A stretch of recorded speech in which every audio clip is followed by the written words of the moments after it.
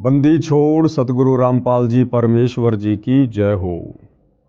परमपिता परमात्मा सारी सृष्टि के रचनहार, कुल मालिक, असंख्य ब्रह्मांडों के स्वामी, जगत गुरु, तीनों लोकों में प्रवेश करके सबका धारण पोषण करने वाले, राजाधिराज आत्माधार, नाथों के नाथ, देवों के देव महादेव, सर्वेश्वर महेश्वर, मृत्युंजय, अजरो अमर, आदि अनादि सनातनी प्रभु, जगत पिता जगदीश्वर, श्री श्री 1008 की उपाधि के वास्तविक अधिकारी, अकाल मूरत, शब्द स्वरूपी राम वासुदेव, सर्वगतम ब्रह्म, परम पूज्य, प्रथम पूज्य, परम संत, परम पुरुष, परम धनी, परम दयालु, सत्य कबीर, हक्का कबीर, अल्लाहु कबीर, अल्लाहु अकबर, बाखबर, अल्लाह ताला, जगत के तारणहार, जगत के मुक्तिदाता, जगत के जगन्नाथ, हारे के सहारे, हिंदुओं के राम, मुसलमानों के अल्लाह, सिखों के वाहिगुरु, ईसाइयों के मसीह, दया के सागर दयानिधि, करुणा के सागर करुणानिधि, स्वयंभू परिभू, संकट मोचन, कष्ट हरण, मंगल करण, दुख भंजन, अविगत कबीर, निर्विकार निर्विषम परमात्मा, अलय अलेख सतगुरु, आदि अनादि सतगुरु, असली मर्यादा पुरुषोत्तम, असली राम, असली कृष्ण, असली घनश्याम, असली मुरारी, राजाओं के राजा, महाराजाओं के महाराजा, शहंशाहों के शहंशाह, सम्राटों के सम्राट, भगवानों के भगवान, अल्लाहों के अल्लाह, प्रभुओं के प्रभु, मसीहाओं के मसीह, सच्चे वाहिगुरु, बाबाओं के बाबा, पीरों के पीर, सेठों के सेठ, जगत सेठ, सावड़सा सेठ, सर्वगुण संपन्न, अनंत कोटि कलाओं के स्वामी, अनंत कोटि ब्रह्मांडों के नायक, योगियों में महायोगी, ध्यानियों में महाध्यानी, सिद्धों में परम सिद्ध, ज्ञानियों में तत्वज्ञानी, ब्रह्म ज्ञानी, महाज्ञानी, परम ज्ञानी, सर्वश्रेष्ठ ज्ञानी, विज्ञानी, युवा कबीर, समर्थ कबीर, असमवात, अमित ओजा, सच्चे रहनुमा, करीम अल्लाह, सुभान अल्लाह, दुनिया के अंतिम पैगंबर, 8 सितंबर 1951 से गांव धनाना, जिला सोनीपत, हरियाणा, भारतवर्ष की पवित्र भूमि पर प्रकट रियल कल्कि भगवान श्री नारायण साकार हरि, श्री बाबा साहेब, नूर अनंत परमात्मा, सच्चे दरवेश, सच्चे बाखबर, संत श्रोमणी सतगुरु रामपाल जी परमेश्वर जी के चरण कमल में साध संगति से जुड़े हुए देश विदेश से आप और हम सभी सत्सेवक भाई बहनों का अनंत कोटि दंडवत प्रणाम। भाई और बहनों, बहुत बड़ी रजा, बहुत बड़ी मेहर पूज्य गुरुदेव भगवान की, परमेश्वर रामपाल जी की, जिनके शुभ आशीर्वाद से, विशेष आशीर्वाद से, उन्हीं के कर कमल से लिखित पवित्र पुस्तक हिंदू साहिबान नहीं समझे गीता वेद पुराण, इस पवित्र पुस्तक के ऊपर वीडियो बनाने की श्रृंखला शुरू हुई है। इस श्रृंखला में आज हमारा ये पहला वीडियो है और विशेषकर हिंदू समाज से जुड़े हुए उन सभी भाई बहनों से मैं निवेदन करूंगा, प्रार्थना करूंगा, विनती करूंगा कि आप जी इस पवित्र पुस्तक को बहुत ही ध्यानपूर्वक और धैर्यपूर्वक देखने का कष्ट करें। देखिए, जब तक हम किसी के विचार नहीं सुनेंगे, हम किसी के विषय में जानेंगे नहीं, तो हमें उनके विषय में कभी भी पता नहीं चलेगा। और यदि हम लोगों की कही हुई बातों को सुनकर या भेड़ चाल में वर्तमान में जो दुनिया चल रही है, अगर हम भी उसी चाल का हिस्सा बनकर किसी को जज करेंगे तो हम कभी भी अध्यात्म में निष्कर्ष तक नहीं पहुंच सकते। और यदि हम अध्यात्म में निष्कर्ष तक नहीं पहुंचे तो हमारा ये अनमोल मनुष्य जीवन बर्बाद हो जाएगा, क्योंकि परमपिता परमेश्वर जी ने ये मनुष्य जन्म, चाहे स्त्री का हो या पुरुष का हो, जो कि 84 लाख योनियों से भिन्न है, हमें परमेश्वर ने केवल शास्त्र अनुकूल सत भक्ति, सच्चे सतगुरु से लेकर करके मोक्ष प्राप्ति के लिए मिला है। और यदि हमने इस मनुष्य जन्म से शास्त्र अनुकूल सत भक्ति, सच्चे सतगुरु से उपदेश लेकर नहीं की, तो भाई और बहनों, परमपिता परमेश्वर हमें अगला जन्म 184 में देंगे। 184 योनियाँ जो हम अपने आसपास प्रतिदिन देखते हैं, गधे, कुत्ते, सूअर, बैल, भैंस, जंगली जानवर, कीट पतंग, फिर हमें ये मनुष्य जन्म मिलेंगे। और आज जो सुख सुविधा हमें प्राप्त है इस मनुष्य जीवन में, फिर उन 1,84 वाले शरीरों में ये सुविधा हमें कदापि प्राप्त नहीं होगी। और काफ़ी समय तक फिर परमेश्वर हमें पुनः मनुष्य जन्म भी नहीं देंगे, क्योंकि 1,84 योनियां भोगने के बाद एक मनुष्य जन्म परमात्मा सिर्फ और सिर्फ सच्चे सतगुरु से उपदेश लेकर सत भक्ति करने के लिए प्रदान करते हैं। इसलिए भाइयों और बहनों, आप इस मनुष्य जन्म की कीमत को समझिए और ये मनुष्य जन्म जिन श्वासों के ऊपर टिका हुआ है उन श्वासों की कीमत को समझिए।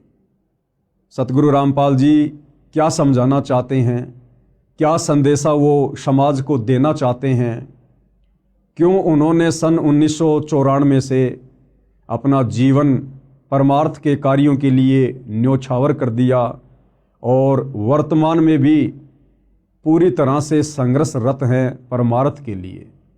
तो महापुरुषों के जीवन में जब तक हम झांक कर देखेंगे नहीं भाई और बहनों, हम सच्चाई से रूबरू नहीं हो सकते हैं।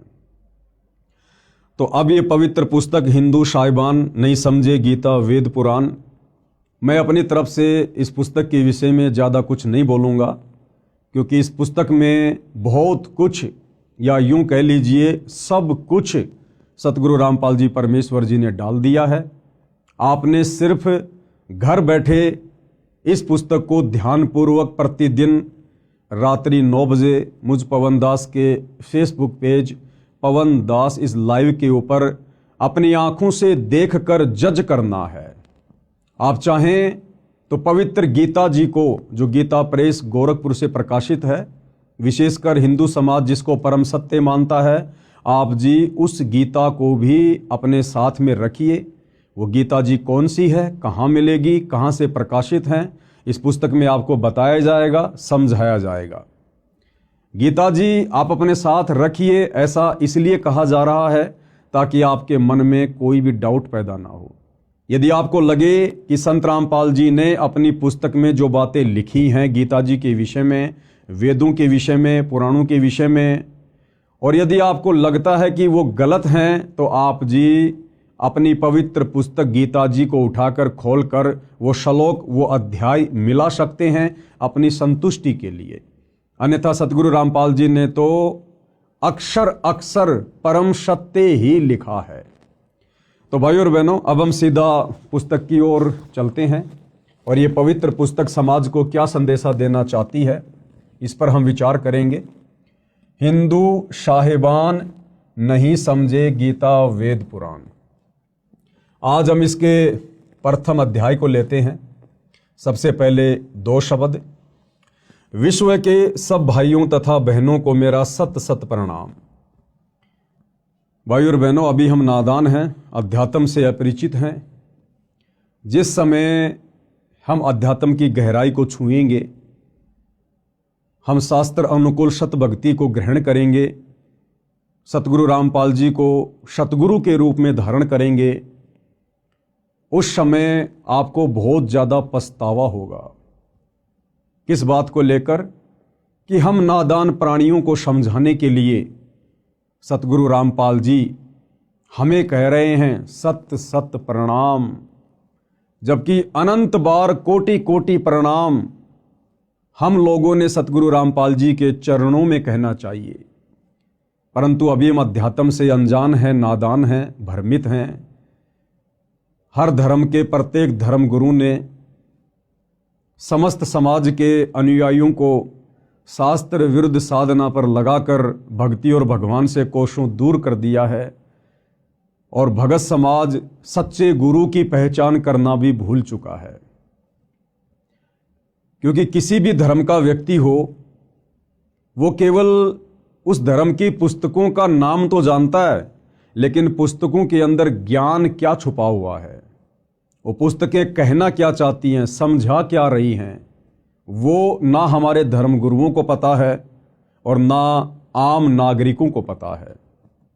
और जब हमें इस बात का पता चलेगा सतगुरु रामपाल जी से उपदेश लेकर या उनके सत्संग सुनकर, उसके बाद ये जो शब्द यहाँ लिखे हुए हैं इस पुस्तक में सतगुरु रामपाल जी की तरफ से कि सत सत प्रणाम, उसके बाद हम उनके चरण कमल में कहेंगे गुरुदेव भगवान के चरण कमल में अनंत कोटि दंडोत प्रणाम।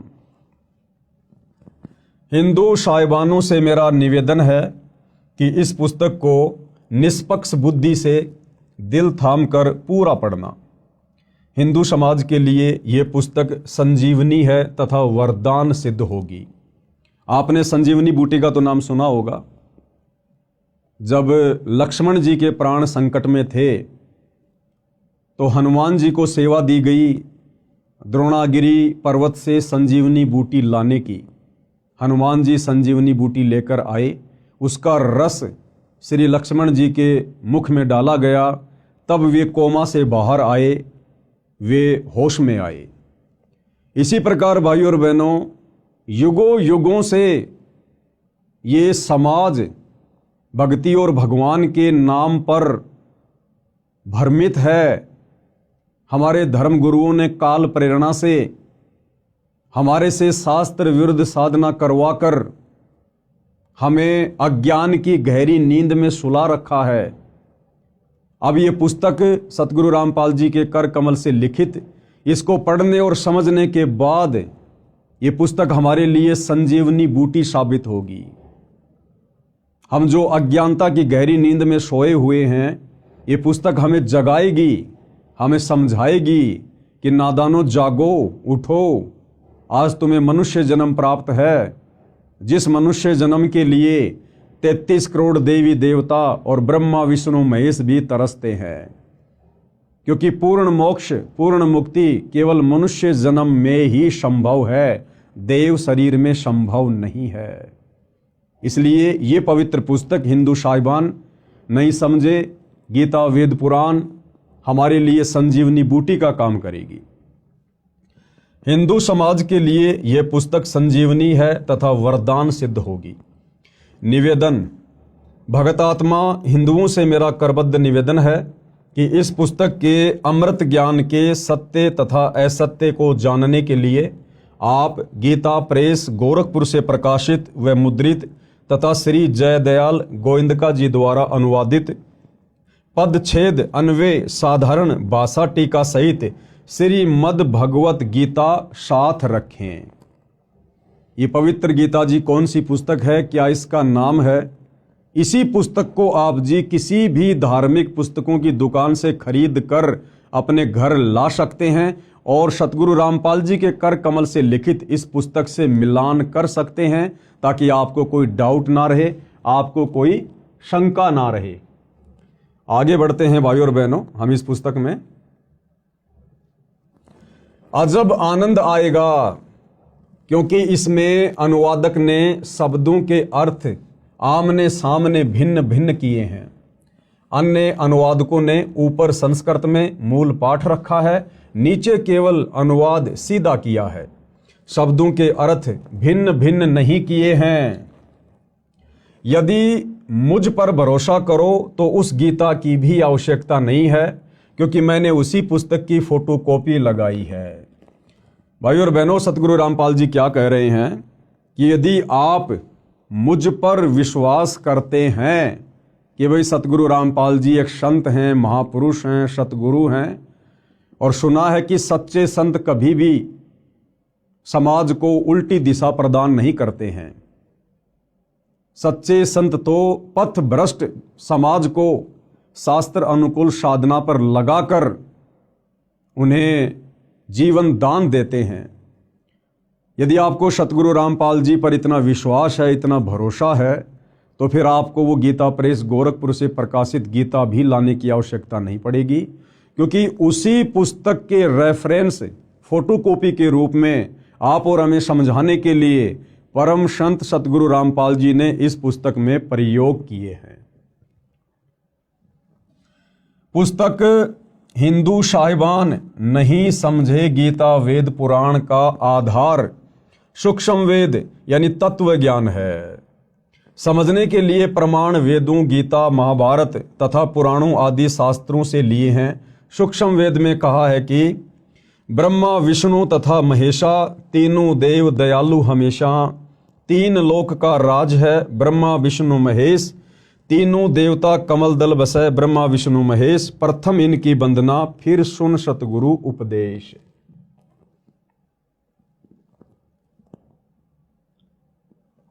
अर्थात सूक्ष्म वेद में अध्यात्म का संपूर्ण ज्ञान है। भाइयों और बहनों, ध्यान देना, यहां पर सतगुरु रामपाल जी ने इस पुस्तक का आधार बताया है सूक्ष्म वेद। अब ये सूक्ष्म वेद क्या है, 99% समाज इस बात से अपरिचित है। हमने तो केवल 4 वेदों के नाम सुने हैं, यजुर्वेद, ऋग्वेद, अथर्ववेद, सामवेद। अब ये 5वां वेद कौन सा आ गया? ये 5वां वेद इन 4 वेदों का बाप है, इनका पिता है।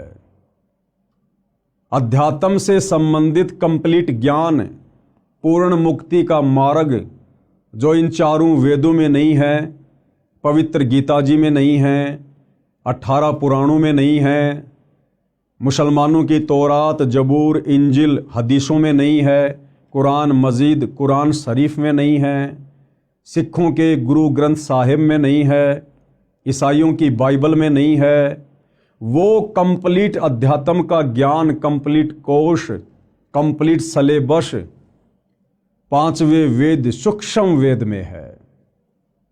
सूक्ष्म वेद यानी जब जब ये कबीर परमात्मा सतलोक से चलकर धरती पर सशरीर प्रकट होते हैं, संत रूप में लीला करते हैं, अपनी आत्माओं तक तत्व ज्ञान पहुंचाते हैं, उस ज्ञान को भाइयों और बहनों कुछ उनके फॉलोअर्स के द्वारा संग्रहित कर लिया जाता है एक पुस्तक के रूप में, ग्रंथ के रूप में। उसको सूक्ष्म वेद कहते हैं, सूक्ष्म ज्ञान कहते हैं। जैसे 650 साल पहले बनारस के काशी में जब कबीर जी आए थे, सन 1398 से 1518 तक, यानी 120 वर्ष तक उन्होंने लीला की, अपने ज्ञान का प्रचार किया, 64 लाख आत्माओं को अपनी शरण में लिया।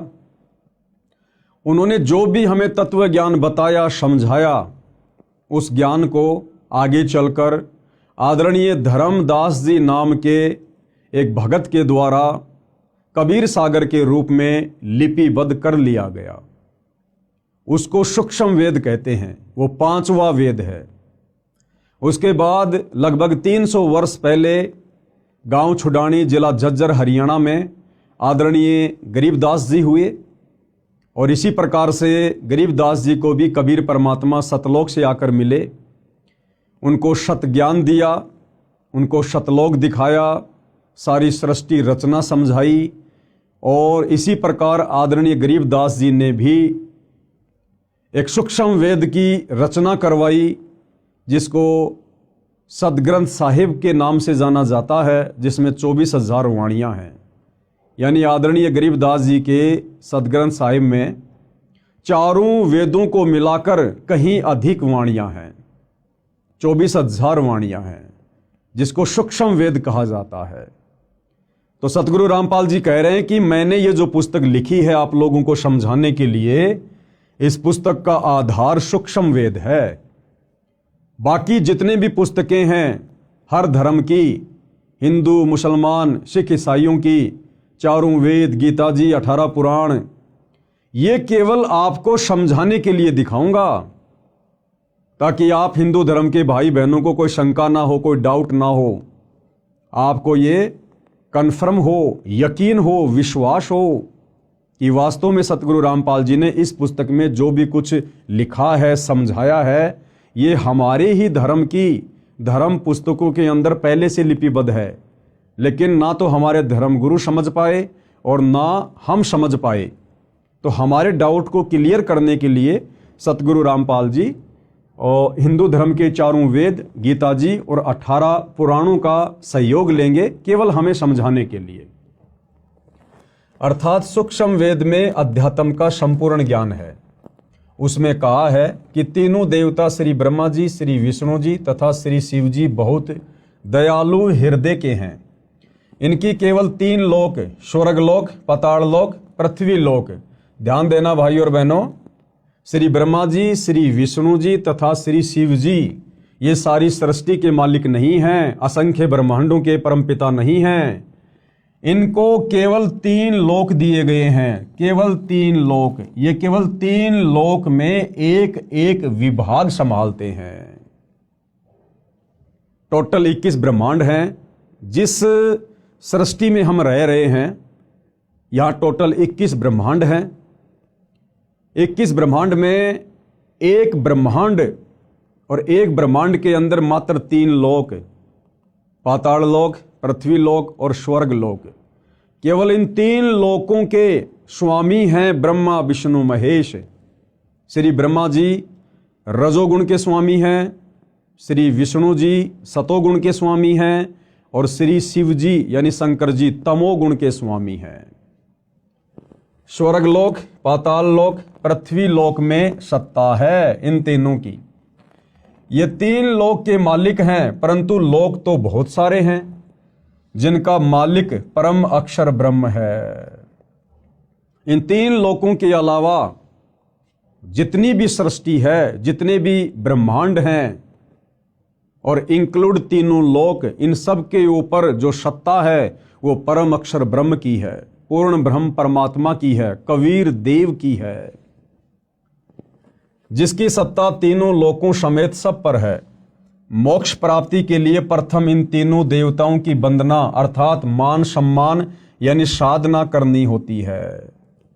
परमपिता परमेश्वर जी ने अपना एक मैनेजमेंट बना रखा है, एक सिस्टम बना रखा है इस सृष्टि को चलाने के लिए, और उस सिस्टम के अंतर्गत ब्रह्मा विष्णु महेश जी तो केवल एक मैनेजर के रूप में कार्य कर रहे हैं।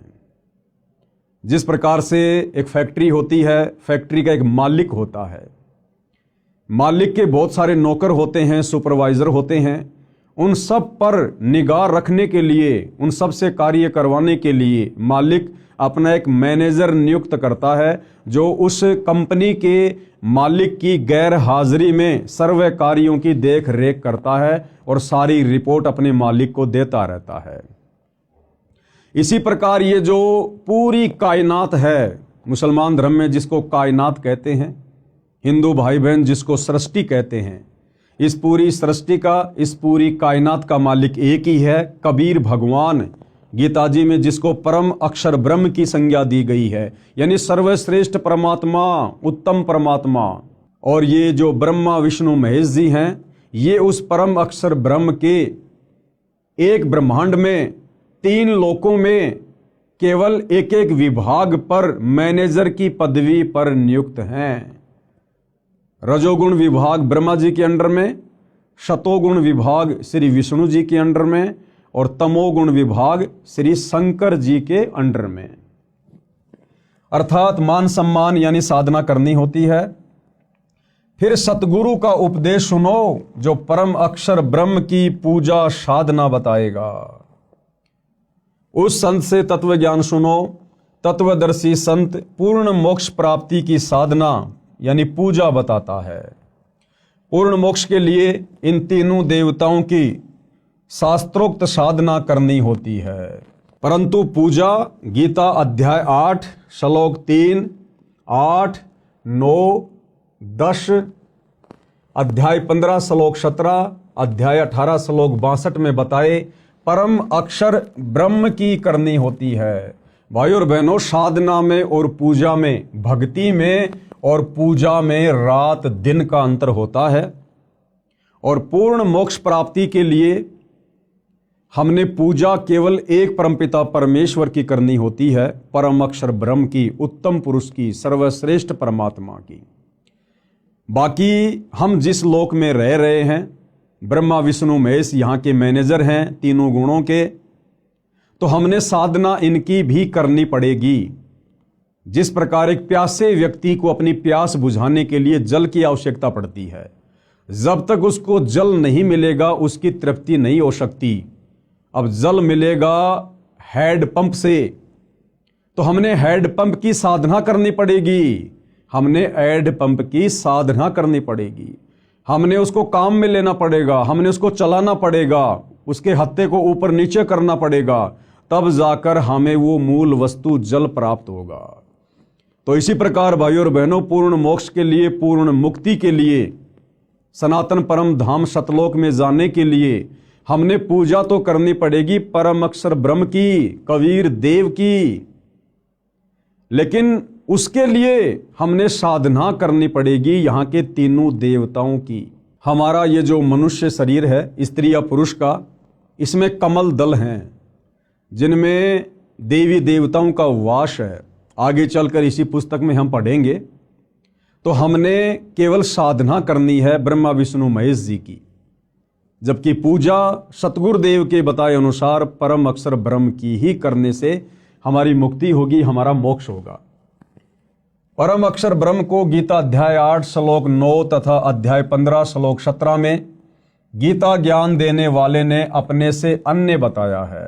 अब वो परम अक्षर ब्रह्म कौन है, उत्तम पुरुष कौन है, पूजा के योग्य एक परमात्मा कौन है, उसकी जानकारी गीता के ज्ञान देने वाले भगवान ने। अब आप जी गीता का ज्ञान देने वाला भगवान श्री कृष्ण जी को मानते हैं, या श्री विष्णु जी को मानते हैं, या काल ब्रह्म को मानते हैं, ये आपको स्पष्ट रूप से उस समय पता चलेगा जब आप सतगुरु रामपाल जी के सत्संग सुनना शुरू करेंगे, या फिर इस पुस्तक को धैर्य पूर्वक पूरा पढ़ेंगे, जितने भी वीडियो बनेंगे। तो गुरुदेव भगवान कह रहे हैं कि वो जो परम अक्षर ब्रह्म है, केवल उसी की पूजा का विधान है।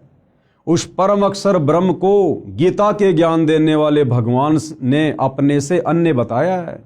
यानी इस पवित्र पुस्तक गीता जी का ज्ञान देने वाला भगवान अर्जुन से कह रहा है कि अर्जुन, मेरी भक्ति से पूर्ण मुक्ति नहीं है, पूर्ण मोक्ष नहीं है। अगर तुझे सनातन परम धाम में जाना है, पूर्ण मोक्ष प्राप्त करना है, तुझे कभी भी लक 84 में गधा कुत्ता सूअर नहीं बनना है, नरक में स्वर्ग में नहीं जाना है।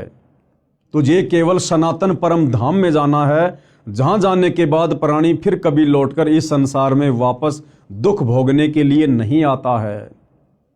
वो परम अक्षर ब्रह्म, वो तो मेरे से अलग है, मेरे से अन्य है। और गीता जी में गीता ज्ञान देने वाला भगवान कहां कहां किन किन श्लोकों में अपने से अन्य उस परम अक्षर ब्रह्म की जानकारी दे रहा है, आपको इस पुस्तक में स्पष्ट रूप से पढ़ने और देखने को मिलेगा।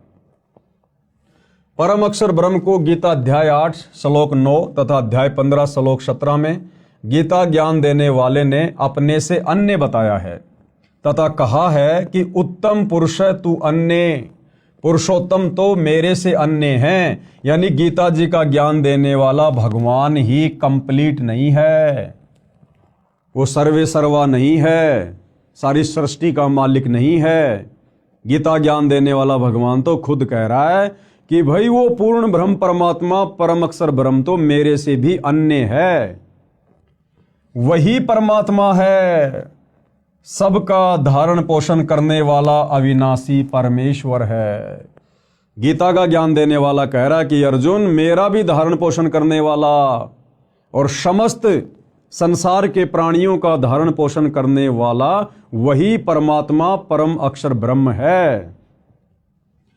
पूजा तथा साधना का अंतर जानने के लिए आप इसी पुस्तक में पेज नंबर 179 पर पढ़ें, यानी आगे हम पढ़ेंगे। मेरा उद्देश्य, सतगुरु रामपाल जी क्या कह रहे हैं कि उनका क्या मकसद है, क्या उनका उद्देश्य है इस पुस्तक को लिखने का और इस पुस्तक के माध्यम से भगत समाज को जगाने का। विश्व के मानव को सत्य ज्ञान सुनाकर सनातनी बनाना है, सनातनी। क्योंकि पिछला इतिहास बताता है कि पहले केवल एक सनातन पंथ यानी धर्म ही था। तत्व ज्ञान के अभाव से हम धर्मों में बंटते चले गए, जो विश्व में अशांति का कारण बना है। एक दूसरे के जानी दुश्मन बन गए हैं। यह बात विश्व का मानव निर्विरोध मानता है कि सबका मालिक यानी परमात्मा एक है। ये बात तो सभी मानते हैं कि भाई पूरे विश्व का मालिक सबका भगवान एक ही है। परंतु वह कौन है, कैसा है, यानी साकार है या निराकार है। मानव रूप में है या अन्य रूप में है, यह प्रश्नवाचक चिन्ह अभी तक लगा है। जैसे भाइयों और बहनों, कोई व्यक्ति चाहे किसी की भी पूजा करता है, किसी भी धर्म का है, जैसे हिंदू धर्म की हम बात करें, एक व्यक्ति को सारा जीवन बीत जाता है देवी देवताओं की पूजा करते हुए, ब्रह्मा विष्णु महेश की पूजा करते हुए, और जब उस व्यक्ति के ऊपर कोई विशेष आपत्ति, विशेष संकट आता है और जब उसका कहीं कोई समाधान नहीं निकलता है, तो अंत में वो व्यक्ति थक हार कर अंतरात्मा से पुकार करता है कि हे सच्चे परमात्मा, हे सबके मालिक।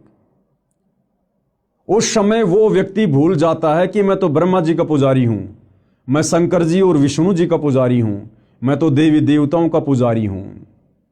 उस समय वो व्यक्ति अंतरात्मा से यही पुकार करता है कि हे सच्चे मालिक, हे सबके परमात्मा, हे भगवान। क्योंकि आत्मा उसको आभास है कि परमात्मा तो एक ही है। आत्मा अगर एक है तो उसको पैदा करने वाला परमात्मा भी एक ही है। इसी प्रकार मुसलमान धर्म से जुड़े भाई बहन चाहे कितनी ही मज़ार पूजें, कितना ही मस्जिदों में जाएं, अंत में जब उन पर विशेष आपत्ति आती है तो वो यही कहते हैं, हे अल्लाह, हे सच्चे मौला, हे सबके बादशाह। उस समय वो भूल जाते हैं कि हम अजमेर जाया करते थे चादर चढ़ाने, हम फला फला मज़ार पर जाया करते थे चादर चढ़ाने। उस समय उन आत्माओं को केवल एक परमात्मा याद आता है, क्योंकि हम सभी उसी परमपिता परमेश्वर की आत्माएं हैं। भले आज हमारे को काल ने, शैतान ने विभिन्न धर्मों में, जातियों में, संप्रदायों में, पंथों में बांट दिया है, लेकिन भाइयों और बहनों, वो आत्मा का बंटवारा नहीं कर सकता। और अब वो समय आ गया है उस एक परमपिता परमेश्वर को पहचानने का, जानने का। तो क्या कह रहे हैं गुरुदेव भगवान कि परमात्मा के विषय में, भगवान के विषय में, कि भगवान साकार है या निराकार है, मानव रूप में है या अन्य रूप में है। कहते हैं अभी तक इस बात पर प्रश्नवाचक चिन्ह लगा हुआ है। इस पुस्तक में वह प्रश्नवाचक चिन्ह पूर्ण रूप से हटा दिया है। सत्य को ग्रहण करना, असत्य से किनारा करना एक नेक मानव का परम कर्तव्य बनता है। यानी सत्य को स्वीकार करना और असत्य को दूर कर देना, ये एक सभ्य इंसान का, सभ्य मानव का, वो चाहे हिंदू हो, मुसलमान हो, सिख हो, ईसाई हो, ये उसका परम कर्तव्य बनता है। और जब बात हो हमारे आत्म कल्याण की, तो भाइयों और बहनों, फिर झूठ की नाव में भला कौन बैठना पसंद करेगा। इस पुस्तक में एक शब्द भी चारों वेदों व वेदों के सार श्रीमद् भगवत गीता, पुराणों तथा सूक्ष्म वेद से बाहर नहीं है। ये जो पवित्र पुस्तक सतगुरु रामपाल जी ने अपने कर कमल से लिखकर समाज में प्रस्तुत की है, इस पुस्तक में आपको जो भी ज्ञान मिलेगा, विशेषकर हिंदू धर्म से जुड़े भाई बहनों को कंप्लीट ज्ञान हमारे हिंदू धर्म के पवित्र धर्म ग्रंथों के अंदर वाला ही है।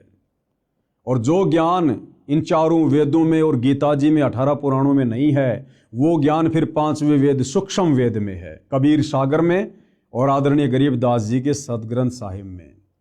तो इन धर्म ग्रंथों के अलावा आपको किसी भी प्रकार की उआबाई या झूठी बातें इस पुस्तक में देखने को या सुनने को कतई नहीं मिलेगी। सूक्ष्म वेद में बताया है कि विश्व के सभी जीवात्मा परम शांति वाले सनातन परम धाम में उस परमात्मा के पास रहते थे, जिसके विषय में गीता अध्याय 18 श्लोक 62 में कहा है कि हे भारत, तू सर्व भाव से उस परमेश्वर की शरण में जा। गीता जी का ज्ञान देने वाला भगवान, जिसको हिंदू समाज के भाई बहनों ने अपना परमात्मा मान लिया था, वो गीता जी का ज्ञान देने वाला भगवान भी कह रहा है कि हे भारत, यानी हे अर्जुन, तू सर्व भाव से, यानी हर प्रकार से, और सारी भक्ति छोड़कर, ब्रह्मा विष्णु महेश की भक्ति छोड़कर, देवी देवताओं की भक्ति छोड़कर, और गीता का ज्ञान देने वाले काल ब्रह्म की भक्ति छोड़कर सर्व भाव से उस परमेश्वर की शरण में जा। कौन से परमेश्वर की शरण में? परम अक्षर ब्रह्म की शरण में। उसकी कृपा से ही तू परम शांति को तथा शाश्वत स्थानम सनातन परम धाम यानी सत्य लोक को प्राप्त होगा। उसकी कृपा से ही तू परम शांति। अब भाइयों और बहनों, परम शांति क्या होती है? जब तक हम इस मनुष्य जन्म में हैं, इस पृथ्वी पर हैं, या ये मनुष्य छोड़कर यदि हम ऊपर के लोकों में देवी देवता भी बन गए, ब्रह्मा विष्णु महेश भी बन गए, तो भी हमारे को यहाँ परम शांति नहीं हो सकती काल के लोक में। आप जी ब्रह्मा विष्णु महेश के जीवन चरित्र को देखते हैं, पढ़ते हैं।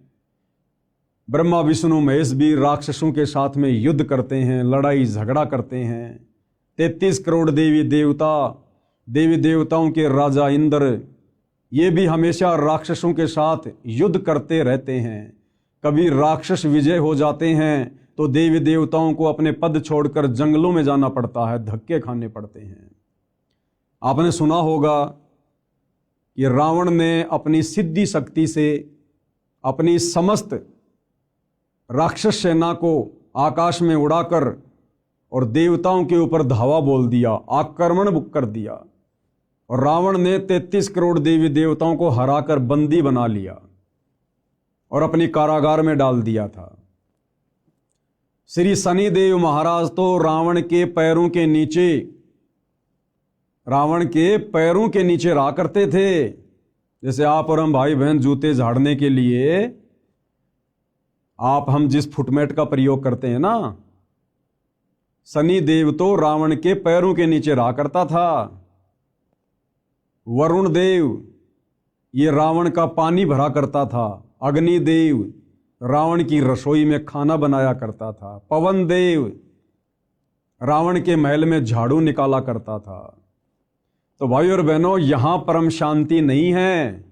चाहे हम 33 करोड़ देवी देवता क्यों ना बन जाएं, चाहे हम ब्रह्मा विष्णु महेश की पदवी को प्राप्त क्यों ना हो जाएं, जब तक हम इस काल के 21 ब्रह्मांड में हैं, इस लोक में हैं, तब तक हमें परम शांति नहीं हो सकती। तो गीता का ज्ञान देने वाला भगवान काल ब्रह्म कह रहा है कि उसकी कृपा से ही तू परम शांति को तथा शाश्वत स्थानम, यानी जिस स्थान का, जिस लोक का, जिस सृष्टि का किसी भी देश काल और परिस्थिति में विनाश ना हो, जो कभी भी नष्ट ना होती हो, जहां कभी कोई प्रलय ना आती हो, महाप्रलय ना हो, कहते हैं तू उसको प्राप्त हो जाएगा, तू वहां चला जाएगा उस परम अक्षर ब्रह्म की कृपा से, उसकी भक्ति करके।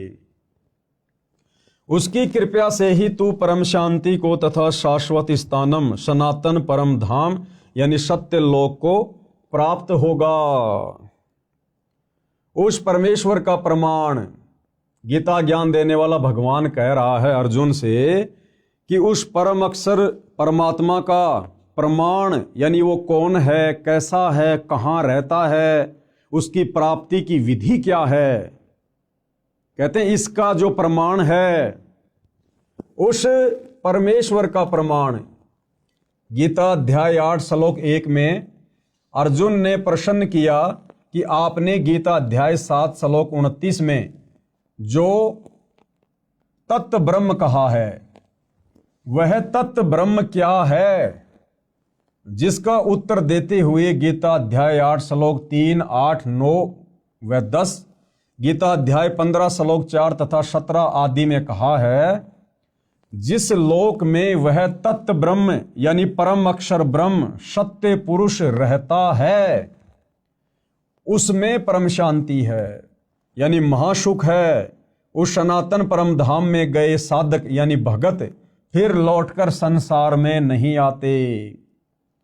जीवात्मा जब से परम अक्षर ब्रह्म यानी परमेश्वर से बिछुड़ी है, यानी उस परम शांति वाले सनातन परम धाम से काल ब्रह्म के दुखाले लोक में आई है, उसी समय से इसको उस सुख का अभाव खल रहा है जो परमात्मा के पास था।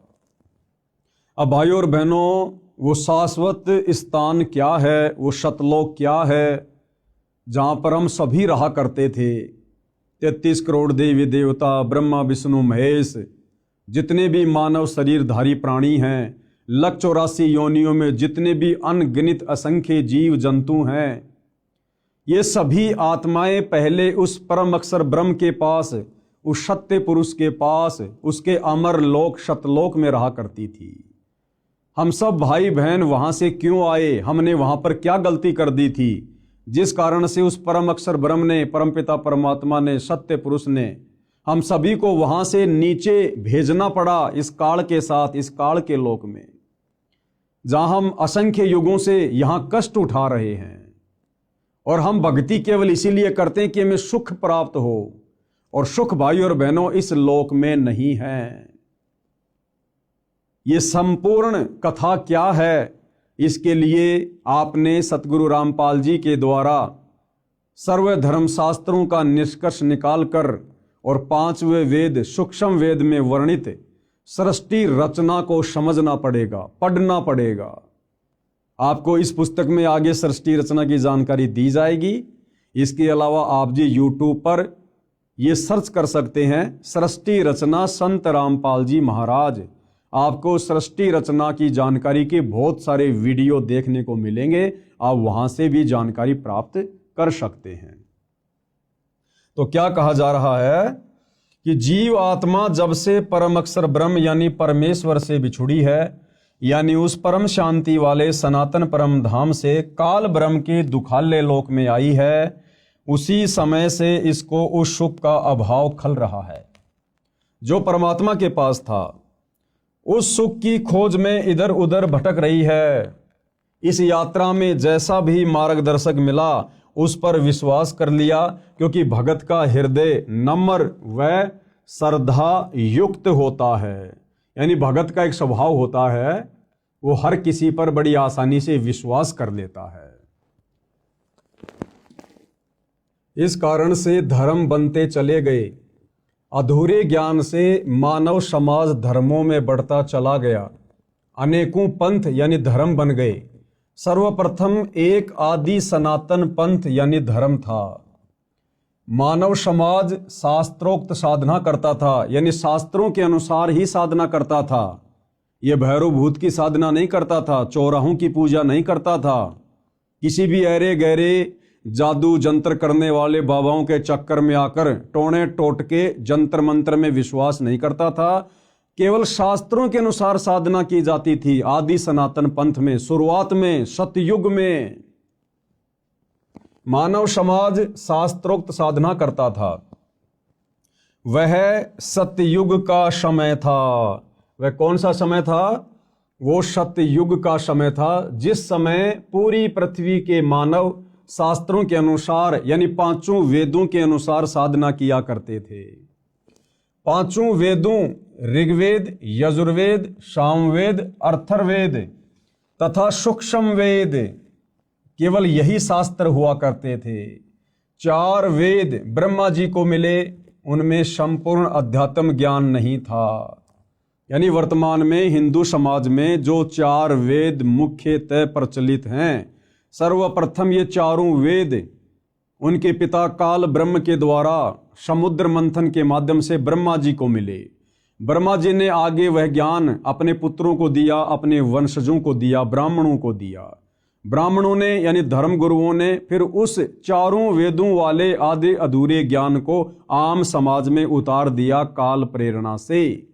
क्योंकि भाइयों और बहनों, ये 21 ब्रह्मांड का स्वामी काल जो गीता जी का ज्ञान दे रहा है श्री कृष्ण जी के अंदर प्रवेश करके, ये नहीं चाहता है कि कोई भी प्राणी मेरे इस लोक से मुक्ति प्राप्त करके सच्ची साधना करके सतलोक चला जाए, जन्म और मरण के झंझट से सदा के लिए मुक्त हो जाए। ये कभी नहीं चाहता है। ये ऐसा क्यों करता है? ये हमारी मुक्ति क्यों नहीं चाहता है? इसके लिए आपको सृष्टि रचना बहुत ही धैर्य पूर्वक सुननी पड़ेगी, समझनी पड़ेगी।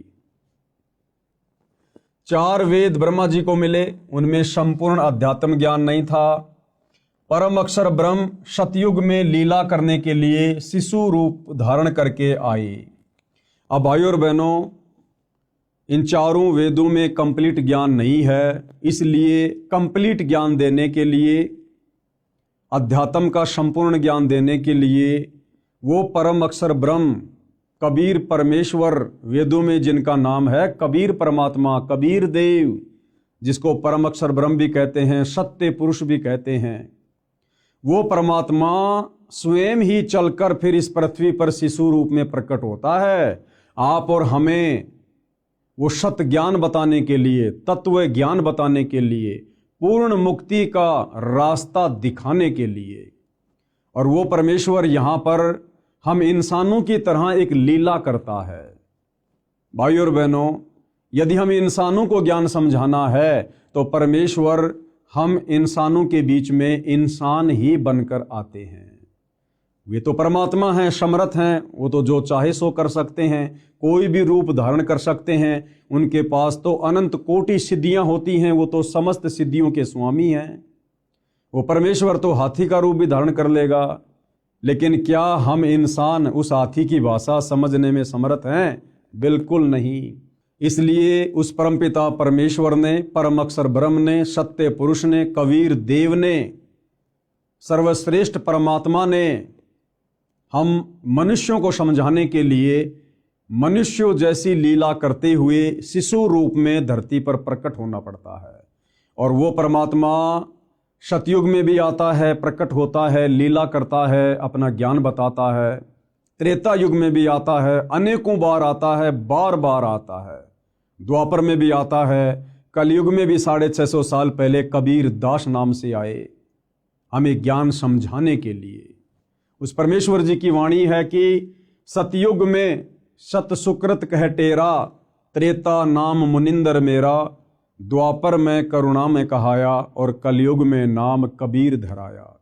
सतयुग में वो सत्य पुरुष परम अक्षर ब्रह्म कबीर देव सत सुकृत ऋषि के नाम से प्रकट हुए, त्रेता में मुनिंदर ऋषि के नाम से प्रकट हुए, द्वापर में करुणा में ऋषि के नाम से प्रकट हुए और कलयुग में 650 वर्ष पहले कबीर नाम से प्रकट हुए।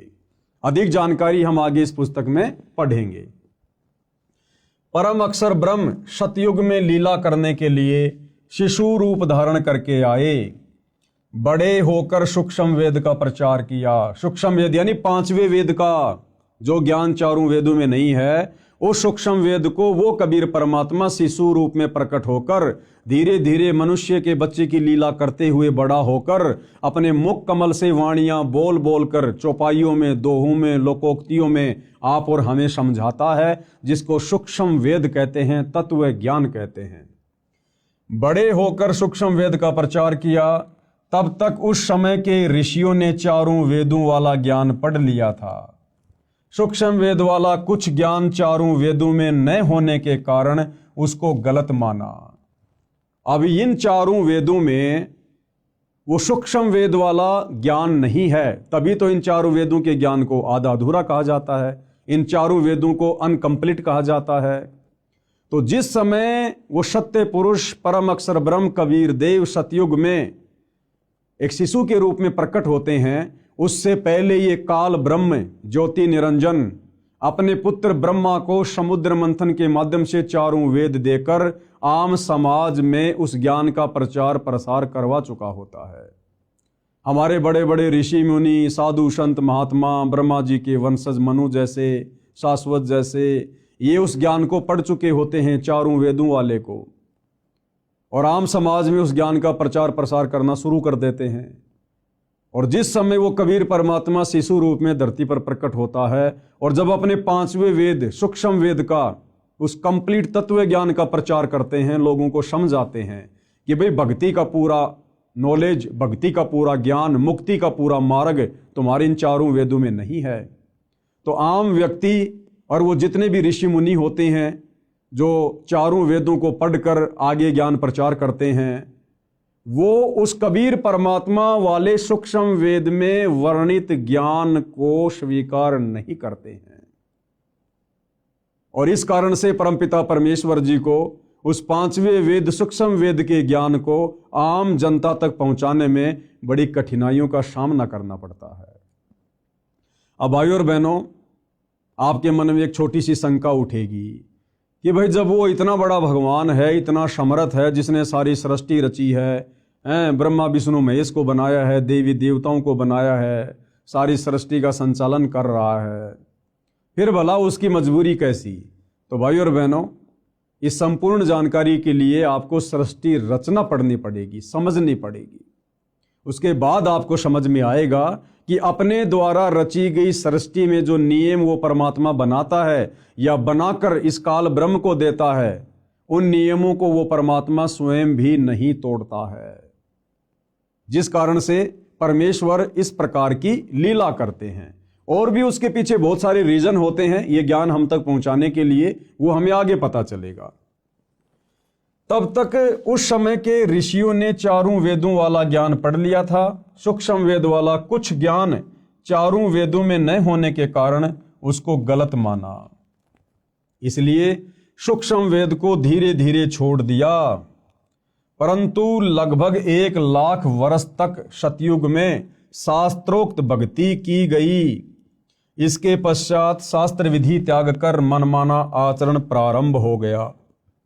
यानी सतयुग में 1 लाख वर्ष तक शुरुआत में शास्त्रोक्त साधना थी, सूक्ष्म वेद वाली साधना थी, लेकिन आगे चलकर आम जनता के ऊपर उन ऋषि मुनियों के द्वारा बताए गए चारों वेदों वाले ज्ञान का ज्यादा प्रभाव रहा, जिस कारण से सतयुग में 1 लाख वर्ष के बाद में वो शास्त्रोक्त साधना धीरे धीरे समाप्त होती चली जाती है। इसके पश्चात शास्त्र विधि त्याग कर मनमाना आचरण प्रारंभ हो गया। गीता अध्याय 16 श्लोक 23-24 में कहा है कि जो व्यक्ति शास्त्र विधि को त्याग कर अपनी इच्छा से मनमाना आचरण करता है, क्या कहा गया है गीता अध्याय 16 श्लोक 23-24 में, कि जो व्यक्ति शास्त्र विधि को त्याग कर और मनमाना आचरण करता है। मनमाना आचरण क्या? शास्त्रों में बताई गई साधना को त्याग कर किसी और के कहने से मनमुखी भक्ति करना, साधना कहना, उसको कहते हैं शास्त्र विधि को त्याग कर मनमाना आचरण करना, जैसे कि वर्तमान में पूरा विश्व कर रहा है। सतगुरु रामपाल जी के भक्तों को छोड़कर पूरा विश्व शास्त्र विधि को त्याग कर गीता अध्याय 16 श्लोक नंबर 23-24 के अनुसार मनमाना आचरण कर रहा है। देवी देवताओं की पूजा, भैरव भूत की साधना, चौराहों की पूजा, पेड़ पौधों की पूजा, अन्य जंतर मंत्र, दुनिया भर के पाखंड, ये है शास्त्र विधि को त्याग कर मनमाना आचरण, जिसको करने के चलते इंसान सुखी होने के बजाय और अधिक दुखी होता जा रहा है। तो गीता अध्याय 16 श्लोक 23 के अनुसार जो व्यक्ति शास्त्र विधि को त्याग कर मनमाना आचरण करता है, उसको नए सिद्धि प्राप्त होती है। सिद्धि यानी उसका कोई भी कार्य सिद्ध नहीं होता है। जिस कार्य के लिए वो भक्ति साधना करता है या करवाता है अपने गुरुजनों से, उसका वो कार्य सिद्ध नहीं होता, यानी उसको कोई सिद्धि प्राप्त नहीं होती, न उसकी गति होती है। गति यानी मरने के बाद शास्त्र विधि को त्याग कर मनमानी भक्ति पूजा साधना करने वाले की गति नहीं होती, यानी उसका मोक्ष नहीं होता है। वो नरक में जाता है, 84 लाख योनियों में जाता है, भूत और प्रेत की योनियों को प्राप्त करता है, और न उसे सुख मिलता है, न उसे जीते जी कोई सुख मिलता है, और मरने के बाद उसकी गति नहीं हुई तो वो वैसे ही महादुखी रहेगा। इन 3 वस्तुओं के लिए ही भक्ति की जाती है। कौन सी 3 वस्तुओं के लिए? सिद्धि, रिद्धि और सुख। सिद्धि यानी कार्य सिद्धि, रिद्धि यानी धन माया और सुख प्राप्ति के लिए। और भाई शास्त्र विधि को त्याग कर मनमाना आचरण करने वालों को ये तीनों वस्तुएं प्राप्त नहीं होती हैं। और यदि फिर भी किसी को लगता है कि भैया हम तो यही छोटी मोटी भक्ति कर रहे हैं, जिस भक्ति का ना कोई सिर है, ना कोई पैर है, ना जिसका कोई आधार है, यानी गीता अध्याय 16 श्लोक नंबर 23-24 के अनुसार मनमाना आचरण है कि भाई हम तो यही साधना कर रहे हैं परंपरागत जो हमारे पूर्वज कर रहे थे, फिर भी देखो हमारे को सर्व सुख प्राप्त हैं, तो उस भाई को ये समझना चाहिए कि वो सर्व सुख रिद्धि सिद्धि तुम्हें वर्तमान में की गई भक्ति साधना से प्राप्त नहीं हो रहे। ये तुम्हारे पूर्व जन्मों की भक्ति का प्रतिफल है जो तुम्हें वर्तमान में मिल रहा है। तुम्हारी वर्तमान साधना से तुम्हें कोई किसी प्रकार का लाभ नहीं हो सकता है। ये जब कभी तुम्हें पहले मनुष्य जन्म प्राप्त था और उस समय तुमने जो और जैसी थोड़ी बहुत शास्त्रों के अनुसार शत भक्ति की, उस शत भक्ति के कारण तुम्हारी जो भक्ति कमाई तुम्हारे भक्ति वाले अकाउंट में जमा हो गई थी, वर्तमान मनुष्य जन्म में केवल तुम्हें उसी भक्ति से वो लाभ हो रहे हैं। जिस प्रकार भाइयों और बहनों, आपने लाइट में इन्वर्टर लगाकर बैटरी को फुल चार्ज कर लिया और लाइट अचानक से चली गई, लाइट अचानक से चली गई, आपका इन्वर्टर अभी भी उस पलक में लगा हुआ है, उस पॉइंट में लगा हुआ है जिसमें लाइट नहीं आ रही है, और आपके पंखे भी चल रहे हैं, आपकी बैटरी भी चल रही है, क्योंकि आपका इन्वर्टर काम कर रहा है, भले लाइट चली गई। अब कोई व्यक्ति ये कहे भैया ये तुम्हारी जो लाइट है, तुम्हारी जो पंखे हैं ना, ये लाइट से नहीं चल रहे, बिजली से नहीं चल रहे, क्योंकि बिजली तो आ ही नहीं रही।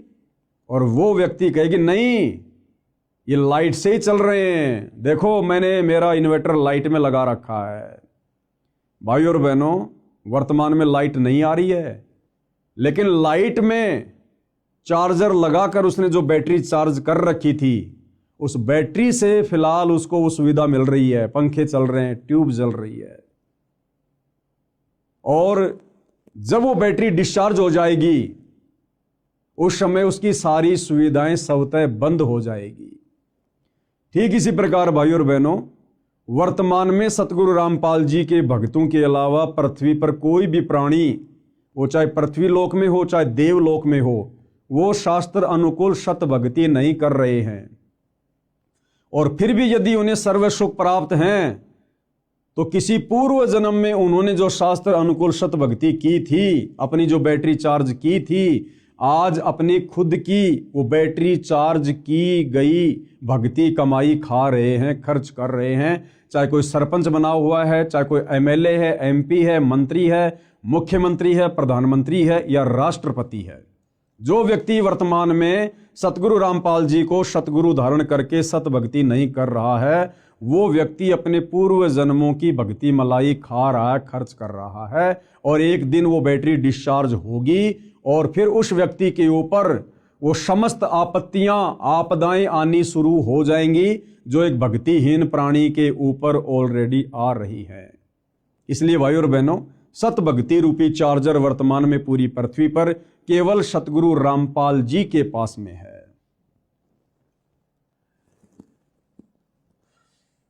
उसको न सिद्धि प्राप्त होती है, न उसकी गति होती है, न उसे सुख मिलता है।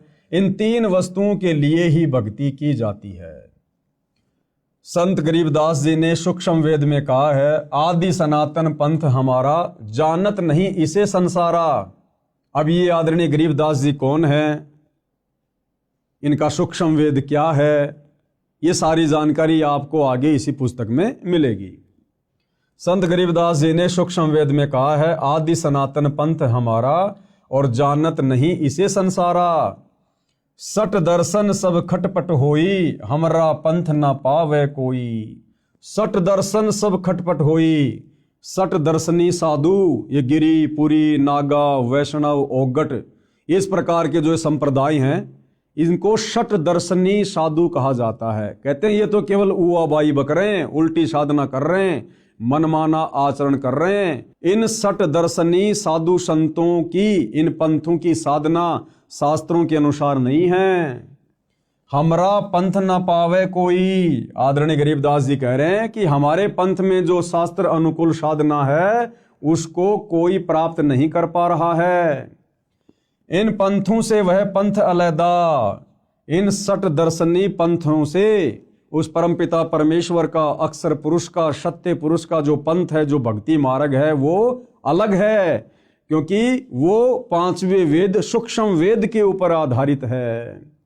और पंथों बीच सब ज्ञान है बैदा, और बाकी जितने भी पंथ हैं, धर्म है, उनमें जो ज्ञान है वो बैदा यानी बेकार है, व्यर्थ है, उससे मुक्ति नहीं हो सकती, लक 84 से पीछा नहीं छूट सकता। अर्थात हमारा आदि सनातन पंथ है, जिसको संसार के व्यक्ति नहीं जानते। वह आदि सनातन पंथ सब पंथों से भिन्न है। गीता अध्याय 17 श्लोक 23 में कहा है कि पूरा यानी सृष्टि की आदि में यानी शुरुआत में जिस ब्राह्मण यानी सच्चिदानंद घन ब्रह्म की साधना 3 नामों ओम तत् सत वाली की जाती थी। जो 3 विधि से सुमरण किया जाता है, सब ब्राह्मण यानी भगत यानी साधक उसी वेद जिसमें ये 3 नाम का मंत्र लिखा है उसके आधार से यज्ञ साधना करते थे। विशेष ये 3 नाम मंत्र 4 वेदों में नहीं है, केवल सूक्ष्म वेद में है, 5वें वेद में है। गीता जी अध्याय 17 श्लोक 23 में ओम तत् सत इति निर्देश ब्रह्मण त्रिविध समर्थे। ये जो 3 मंत्र हैं ओम तत् सत, ओम तो सीधा सीधा है, तत् और सत ये सांकेतिक है। ये केवल तत्वदर्शी संत ही बता सकता है, पृथ्वी पर अन्य को नहीं पता कि तत् और सत के रूप में वो वास्तविक भक्ति मंत्र क्या हैं। तो गुरुदेव भगवान कह रहे हैं कि इन 4 वेदों में और गीता जी में ओम तत् सत ये तीनों मंत्र पूर्णतया खुलासे के साथ में नहीं है। उसको देने के लिए स्वयं पूर्ण ब्रह्म परमात्मा अक्षर पुरुष ब्रह्म सत्य पुरुष तत्वदर्शी संत के रूप में धरती पर प्रकट होकर ये ज्ञान देता है, जिसके विषय में आगे हम गीता जी में पढ़ेंगे। जिसमें ये 3 नाम का मंत्र लिखा है उसके आधार से यज्ञ साधना करते थे। विशेष ये 3 नाम मंत्र 4 वेदों में नहीं है, ये 3 नाम मंत्र 4 वेदों में नहीं है, गीता जी में नहीं है, मुसलमानों की तौरा जबूर इंजिल और हदीसों में नहीं है, कुरान शरीफ में, कुरान मजीद में नहीं है, गुरु ग्रंथ साहिब में नहीं है, बाइबल में नहीं है। और इन 3 नामों को प्राप्त किए बिना भाइयों और बहनों हमारी पूर्ण मुक्ति नहीं हो सकती। हम सदा सदा के लिए काललोक से बाहर नहीं निकल सकते, उस सनातन परम धाम को प्राप्त नहीं कर सकते। अब आगे भाइयों और बहनों हमने बहुत ही सावधानी से इन विषयों को समझने की आवश्यकता है, क्योंकि अभी हम इस पुस्तक की भूमिका को पढ़ रहे हैं और भूमिका को समझे बिना हमें आगे पुस्तक समझ में नहीं आएगी। अब विशेषकर हिंदू समाज में एक शब्द बड़ा प्रचलित है, हर कोई कहेगा हम तो सनातनी हैं, हम सनातनी हैं, हमारा सनातन धर्म है, सनातन धर्म है। जबकि सतगुरु रामपाल जी और उनके भक्तों के अलावा, सतगुरु रामपाल जी के यथार्थ 13वें कबीर पंथ के पंथियों के अलावा इस धरती पर कोई भी व्यक्ति, चाहे वो चारों शंकराचार्य हों या संत महंत मंडलेश्वर हों, उन लोगों को सनातन के सै का भी ज्ञान नहीं है, सै का भी। ये सनातन क्या है, सनातनी धर्म क्या है, सनातनी पूजा क्या है, अब आपको विस्तार से सुनने और समझने को मिलेगा। गीता अध्याय 4 श्लोक 1 और 2 में स्पष्ट किया है कि हे अर्जुन, यह योग यानी गीता वाला अर्थात 4 वेदों वाला ज्ञान, योग यानी ज्ञान भक्ति, मैंने सूर्य से कहा था। बहुत सारे भाई बहन अपनी नासमझी के चलते, अपने आधे अधूरे आध्यात्मिक ज्ञान के चलते गीता जी के अध्याय 4 श्लोक 1 और 2 में जो स्पष्ट किया गया है कि हे अर्जुन, ये योग यानी ज्ञान, गीता वाला ज्ञान अर्थात 4 वेदों वाला ज्ञान, क्योंकि ये जो गीता जी है ये 4 वेदों का सार है, 4 वेदों का निष्कर्ष है। 4 वेद मिलाकर बहुत मोटे हो जाते हैं, इसलिए ये वेदों वाला ज्ञान ये गीता जी के रूप में कन्वर्ट कर दिया गया। तो 4 वेद कहो या गीता जी कहो, बात एक ही है, 4 वेदों का सार है गीता जी। तो गीता ज्ञान देने वाला भगवान अर्जुन से कह रहा है कि भाई ये जो गीता वाला ज्ञान है ना, ये जो भक्ति की जानकारी है ना, ये सबसे पहले मैंने सूर्य देव को बताई थी, सूर्य देव को समझाई थी, ये ज्ञान सबसे पहले मैंने उसको दिया था। अब बहुत सारे भाई बहन कह देंगे कि भाई ये सूर्य जो आग का गोला है ये भला कैसे ज्ञान समझेगा। भाई यहां पर उस आग के गोले सूर्य को ज्ञान समझाने की बात नहीं कही जा रही।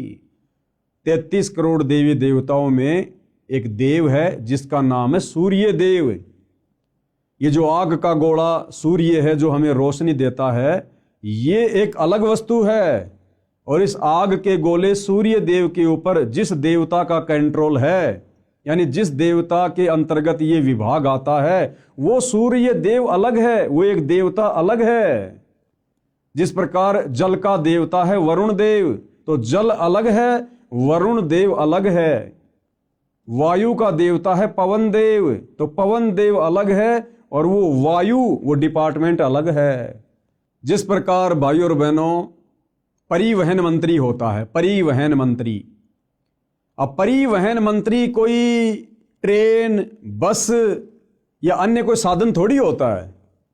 परिवहन मंत्री कोई अलग होता है, उसका नाम अलग होता है, और परिवहन विभाग के ऊपर उस परिवहन मंत्री का कंट्रोल होता है।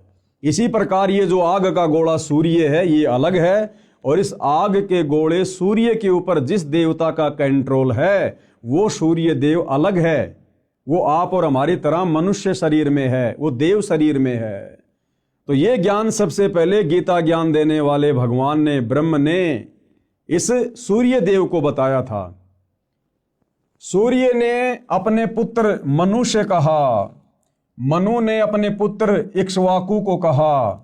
इसके बाद ये ज्ञान कुछ राज ऋषियों ने समझा, उसके पश्चात ये ज्ञान नष्ट हो गया, यानी लुप्त हो गया। फिर यानी ये चारों वेदों वाला ज्ञान भी धीरे धीरे आगे चलकर नष्ट होता चला गया। जैन संस्कृति कोश नामक पुस्तक में पेज नंबर 175 177 पर कहा है कि तीर्थकर ऋषभ देव की जीवन घटनाएं, तीर्थकर ऋषभ देव की जीवन घटनाएं। तीर्थकर ऋषभ देव अंतिम कुलकर नाभिराज के पुत्र थे। उनकी माता मरु देवी थी। वे इक्ष्वाकु वंशी नाभिराज अयोध्या के एक लोकप्रिय राजा थे।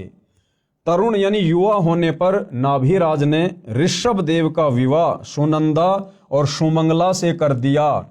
सुनंदा ने तेजस्वी पुत्र बाहुबली और पुत्री सुंदरी को जन्म दिया,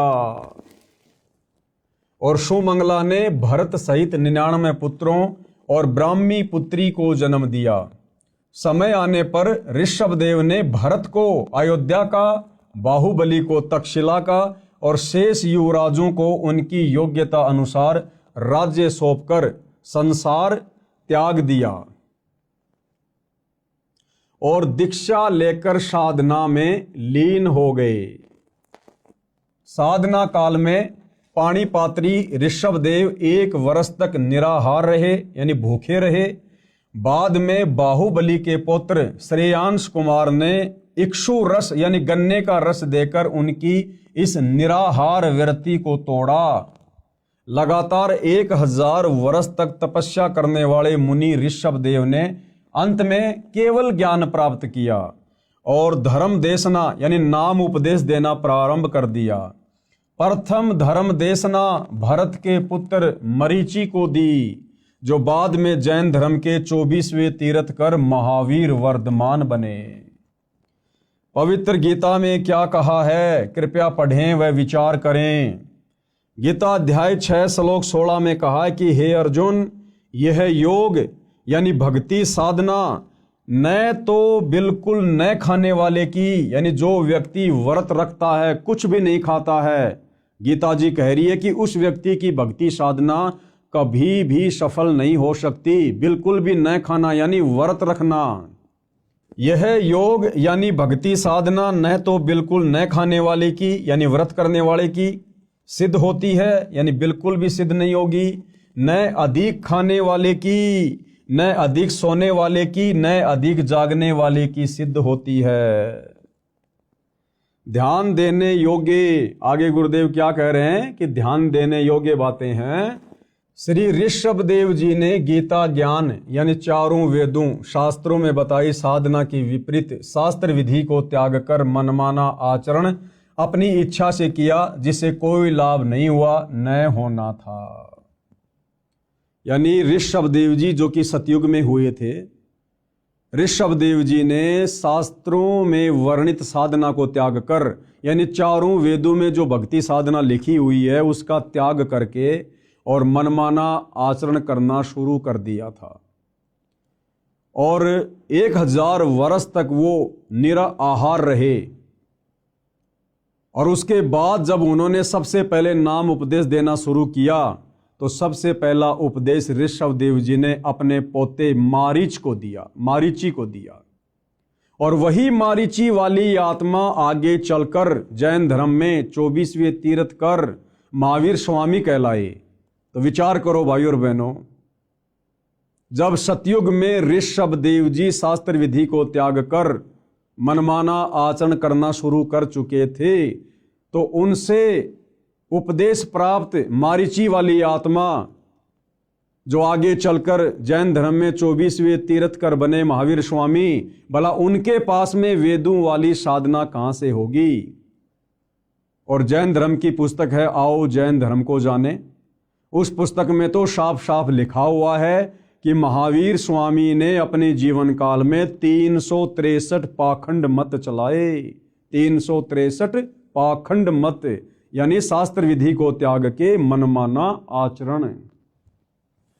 श्री ऋषभ देव जी ने गीता ज्ञान यानी चारों वेदों में बताई साधना के विपरीत शास्त्र विधि को त्याग कर मनमाना आचरण अपनी इच्छा से किया, जिससे कोई लाभ नहीं हुआ, ना होना था।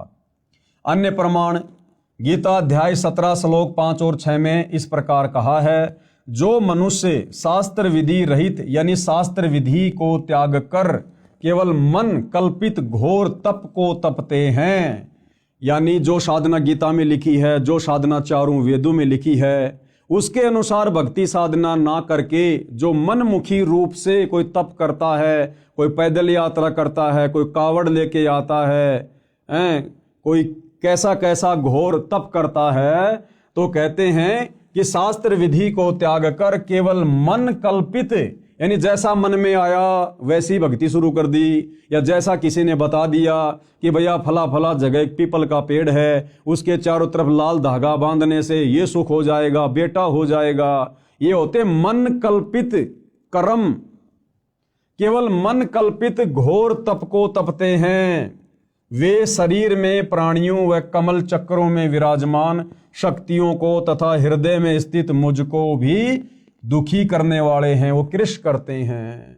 उन अज्ञानियों को तू आसुर स्वभाव के जान।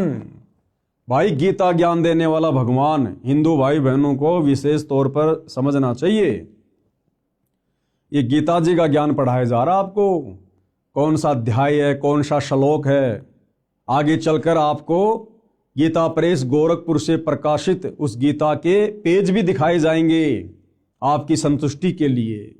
तो गीता का ज्ञान देने वाला भगवान खुद कह रहा है कि जो व्यक्ति चारों वेदों में और गीता जी में जो साधना करनी चाहिए जो लिखी हुई है, उस साधना को ना करके और मन कल्पित घोर तप करते हैं, यानी कावड़ लाना, पैदल यात्रा करना, बद्रीनाथ जाना, केदारनाथ जाना, अन्य घोर साधना करना, कहते हैं उस व्यक्ति को तू राक्षस स्वभाव का जान, आसुर प्रवृत्ति का। और गीता ज्ञान देने वाला कह रहा है कि ऐसे प्राणी इस मनुष्य शरीर में विराजमान कमल दल में देवी देवताओं को भी दुखी करते हैं। और गीता ज्ञान दाता कहता कि ऐसे आसुर स्वभाव वाले प्राणी मुझको भी दुखी करते हैं, और ऐसे व्यक्तियों को तो शरीर छोड़ने के बाद में मैं घोर नरक में डालता हूं, नरक में। गीता अध्याय 17 श्लोक 5 और 6 में इस प्रकार कहा है, जो मनुष्य शास्त्र विधि रहित यानी शास्त्र विधि को त्याग कर केवल मन कल्पित घोर तप को तपते हैं, वे शरीर में प्राणियों व कमल चक्रों में विराजमान शक्तियों को तथा हृदय में स्थित मुझको भी दुखी करने वाले हैं, वो कृष करने वाले हैं। उन अज्ञानियों को तू आसुर स्वभाव के जान, यानी राक्षस प्रवृत्ति वाला जान उनको। उपरोक्त गीता शास्त्र के उल्लेख से स्पष्ट हो जाता है कि इक्ष्वाकु वंशी नाभिराज तक यानी सत्य युग में लगभग 1 लाख वर्ष तक वेदों यानी गीता वाले ज्ञान अनुसार पूजा की जाती थी। यानी सतयुग में जिस समय अयोध्या के राजा नाभिराज थे, उस समय शास्त्रों के अनुसार साधना की जाती थी। लेकिन नाभिराज के बाद जब अयोध्या के राजा ऋषभ देव जी बने, तो ऋषभ देव जी ने ये चारों वेदों वाली साधना को त्याग दिया था और मनमाना आचरण करना शुरू कर दिया था। उपरोक्त गीता शास्त्र के उल्लेख से स्पष्ट हो जाता है कि इक्ष्वाकु वंशी नाभिराज तक यानी सतयुग में लगभग 1,00,000 वर्ष तक वेदों यानी गीता वाले ज्ञान अनुसार पूजा की जाती थी। उसके पुत्र ऋषभदेव जी से यानी नाभिराज के पुत्र ऋषभदेव जी से शास्त्र विधि त्याग कर मनमाना आचरण प्रारंभ हुआ। यानी जैन भाई जिसे अपना प्रथम तीर्थकर कहते हैं ऋषभदेव, उस ऋषभदेव ने सतयुग से ही चारों वेदों वाली साधना को छोड़कर मनमुखी साधना शुरू कर दी थी। तो गुरुदेव भगवान का कहने का मतलब है कि जब तुम्हारे प्रथम तीर्थकर ऋषभदेव ने सतयुग में ही मनमाना आचरण करना शुरू कर दिया था, जिस भक्ति के करने से ना सिद्धि मिलती है, ना रिद्धि मिलती है, ना सुख होता है, ना मोक्ष होता है, तो वर्तमान के जैन भाई महावीर स्वामी को अपना परमात्मा मानकर, भगवान मानकर जो साधना कर रहे हैं, उस साधना से तो जैन समाज के भाई बंधु लाख जन्म भी सुख और मोक्ष प्राप्त नहीं कर सकते। और श्री महावीर स्वामी जी तो वैसे ही 363 और नए नए पाखंड मत चलाकर चले गए, जैसे नंगा रहना, मुंह के ऊपर पट्टी बांधना, नंगे पैर रहना, ये इस प्रकार के 363 पाखंड मत चलाकर चले गए थे। सूर्य अस्त होने से पहले भोजन कर लेना, प्याज लहसुन का प्रयोग नहीं कर लेना, ये पाखंड मत में आते हैं जो महावीर स्वामी जी ने शुरू किए। और सनातनी पूजा का अंत हुआ, यानी सतयुग में जब से ऋषभदेव जी ने शास्त्र विधि को त्याग कर मनमानी साधना शुरू की, उसी समय से सनातनी पूजा का अंत हुआ, उसी समय से सनातनी पूजा समाप्त हो गई थी। श्री ऋषभदेव जी की पूजा यानी घोर तप करना वेदों के अनुसार साधना नहीं है, इसलिए ऋषभदेव जी की भक्ति शास्त्र विधि त्याग कर मनमाना आचरण था, जिससे उनका जीवन नष्ट हो गया था। यानी ऋषभदेव जी 84 लाख योनियों में चले गए फिर गधे कुत्ते सुअर बनने के लिए, उनका मोक्ष नहीं हुआ। प्रमाण श्रीमद् भागवत सुधा सागर सुख सागर उस पुराण में इस प्रकार है। क्या लिखा हुआ है? एक समय ऋषभदेव जी मुख में पत्थर का टुकड़ा लेकर नग्न अवस्था में वन में घूम रहे थे। जंगल में आग लग गई, उस दावानल में ऋषभदेव जी जलकर मर गए। यह पौराणिक कथा है। क्या ये गति यानी मुक्ति हो गई? उसी समय से ये शास्त्र विधि त्याग कर मनमाना आचरण सब ऋषि जन करने लगे। प्रमाण के लिए किसी भी पुराण को पढ़ो, लिखा है कि उस ऋषि ने इतने वर्ष घोर तप किया, उसने इतने वर्ष तक तप किया आदि आदि, फिर वे शास्त्र विधि विरुद्ध साधक ऋषिजन अपना अपना अनुभव जो शास्त्र विरुद्ध साधना से हुआ उसका कथन करने लगे। अन्य ऋषिजन एक दूसरे की सुनकर आगे उन्हीं शास्त्रों के विपरीत ज्ञान को सुनाने लगे, जिनसे 18 पुराण बन गए। यानी सतयुग में अयोध्या के राजा ऋषभदेव जी ने चारों वेदों वाली साधना को त्याग कर जो मनमाना आचरण किया, पाखंड किया, आडंबर किया, उसको आधार बनाकर फिर आगे ऋषि मुनि साधु संत महात्माओं ने वैसी भक्ति करनी शुरू कर दी ऋषभदेव जैसी वाली। घर परिवार को छोड़कर संन्यास लेकर जंगलों में चले जाते थे, गुफाओं में रहा करते थे, घोर तप किया करते थे, जिस घोर तप को तपने के लिए गीता जी मना कर रही है। और आगे चलकर उन साधु संत महात्माओं को समाधि अवस्था में जैसा भी अनुभव प्राप्त हुआ, ये काल ऐसे सबको भ्रमित रखता है। और जैसा भी उनको अपनी भक्ति साधना से तप करने से जो भी अनुभव प्राप्त हुआ, उस अनुभव को आगे चलकर उन साधु संत महात्माओं ने आम व्यक्तियों के लिए पुस्तकों के रूप में लिखना शुरू कर दिया, जिससे 18 पुराणों की रचना हुई, 18 पुराण बने। और वही 18 पुराण आज हम हिंदू समाज के भाई बहन पढ़ रहे हैं, जिन पुराणों में गीता और वेदों के अनुसार शास्त्र अनुकूल साधना नहीं है। 90% ज्ञान इन 18 पुराणों में उन साधु संत महात्माओं का जो उन्होंने मनमाना आचरण किया, जैसा उनको अनुभव हुआ, केवल वही वर्णित है जो हमारे किसी काम का नहीं है। यानी इन 18 पुराणों में जो ज्ञान गीता और चारों वेदों से मिलता है वो सत्य है। इसके अलावा उनका जो अपना पर्सनल भक्ति अनुभव है वो हमने स्वीकार नहीं करना है। वो शास्त्र विधि को त्याग कर मनमाना आचरण है, मनमाना ज्ञान है, जिससे हमारी मुक्ति संभव नहीं है। पुराण ऋषियों के अनुभव की देन है। ये पुराण क्या है? ऋषियों के अनुभव की देन है, जिनमें सारा का सारा ज्ञान वेदों व गीता के विपरीत है। श्री ब्रह्मा जी, श्री विष्णु जी तथा श्री शंकर जी ने भी घोर तप किया, जो गीता शास्त्र के विपरीत मनमानी साधना है। अब बताओ भाई और बहनों, इसलिए सतगुरु रामपाल जी कहते हैं कि ब्रह्मा विष्णु महेश को भी संपूर्ण आध्यात्मिक ज्ञान नहीं है। ब्रह्मा विष्णु महेश भी 184 योनियों में जाते हैं, अपने कर्म का भोग भोगते हैं। इनके पास भी मुक्ति का साधन नहीं है। क्यों? क्योंकि ब्रह्मा विष्णु महेश भी शास्त्रों के विरुद्ध साधना करते हैं।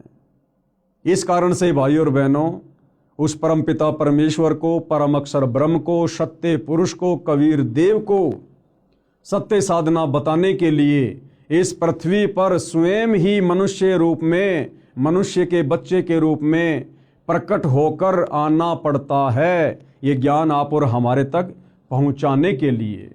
और हम उनके द्वारा बताए गए सूक्ष्म ज्ञान को इतना जल्दी स्वीकार नहीं करते हैं।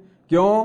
क्योंकि तब तक हमारे ऊपर हमारे धर्म गुरुओं के अज्ञान का बहुत गहरा रंग चढ़ चुका होता है। हम केवल उन ऋषि मुनियों के द्वारा लिखे गए पुराणों वाले ज्ञान को ही सत्य ज्ञान मानकर साधना में लगे हुए होते हैं, जिस कारण से वो सत्य ज्ञान हमें सत्य प्रतीत नहीं होता है। वर्तमान में सनातन धर्म का नाम वैदिक धर्म तथा हिंदू धर्म भी प्रचलित है। यानी सनातन धर्म को ही वैदिक धर्म कहते हैं और हिंदू धर्म भी उसी को कहा जाता है।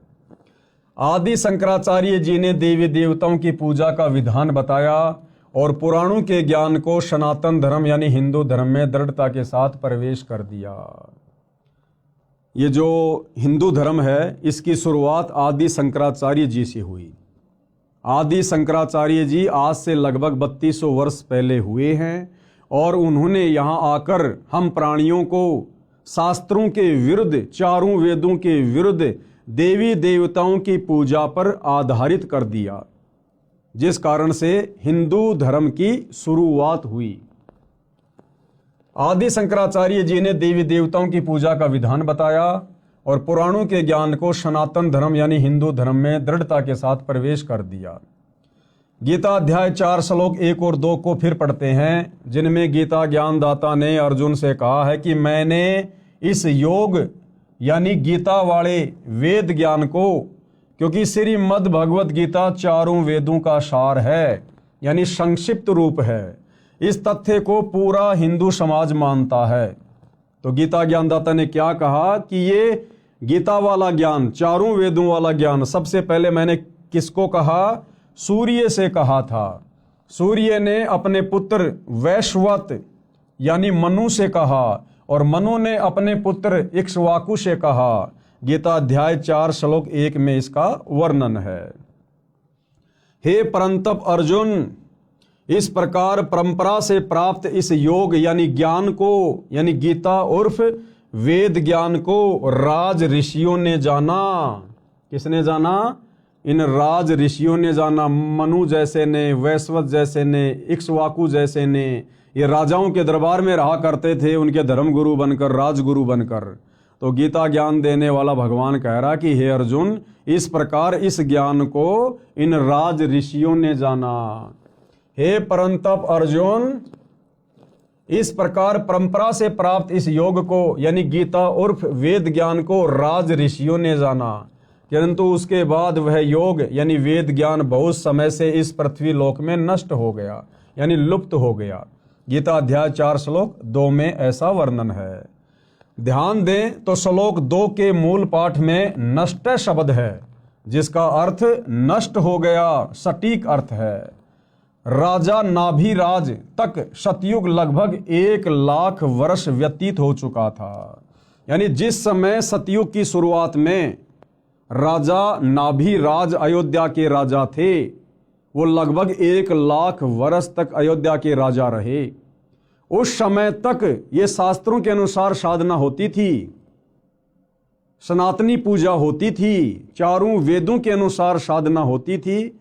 और नाभिराज के बाद यानी सतयुग की शुरुआत के 1 लाख वर्ष बाद फिर ये ज्ञान धीरे धीरे धीरे धीरे नष्ट होना शुरू हो गया। राजा नाभिराज तक सतयुग लगभग 1 लाख वर्ष व्यतीत हो गया था।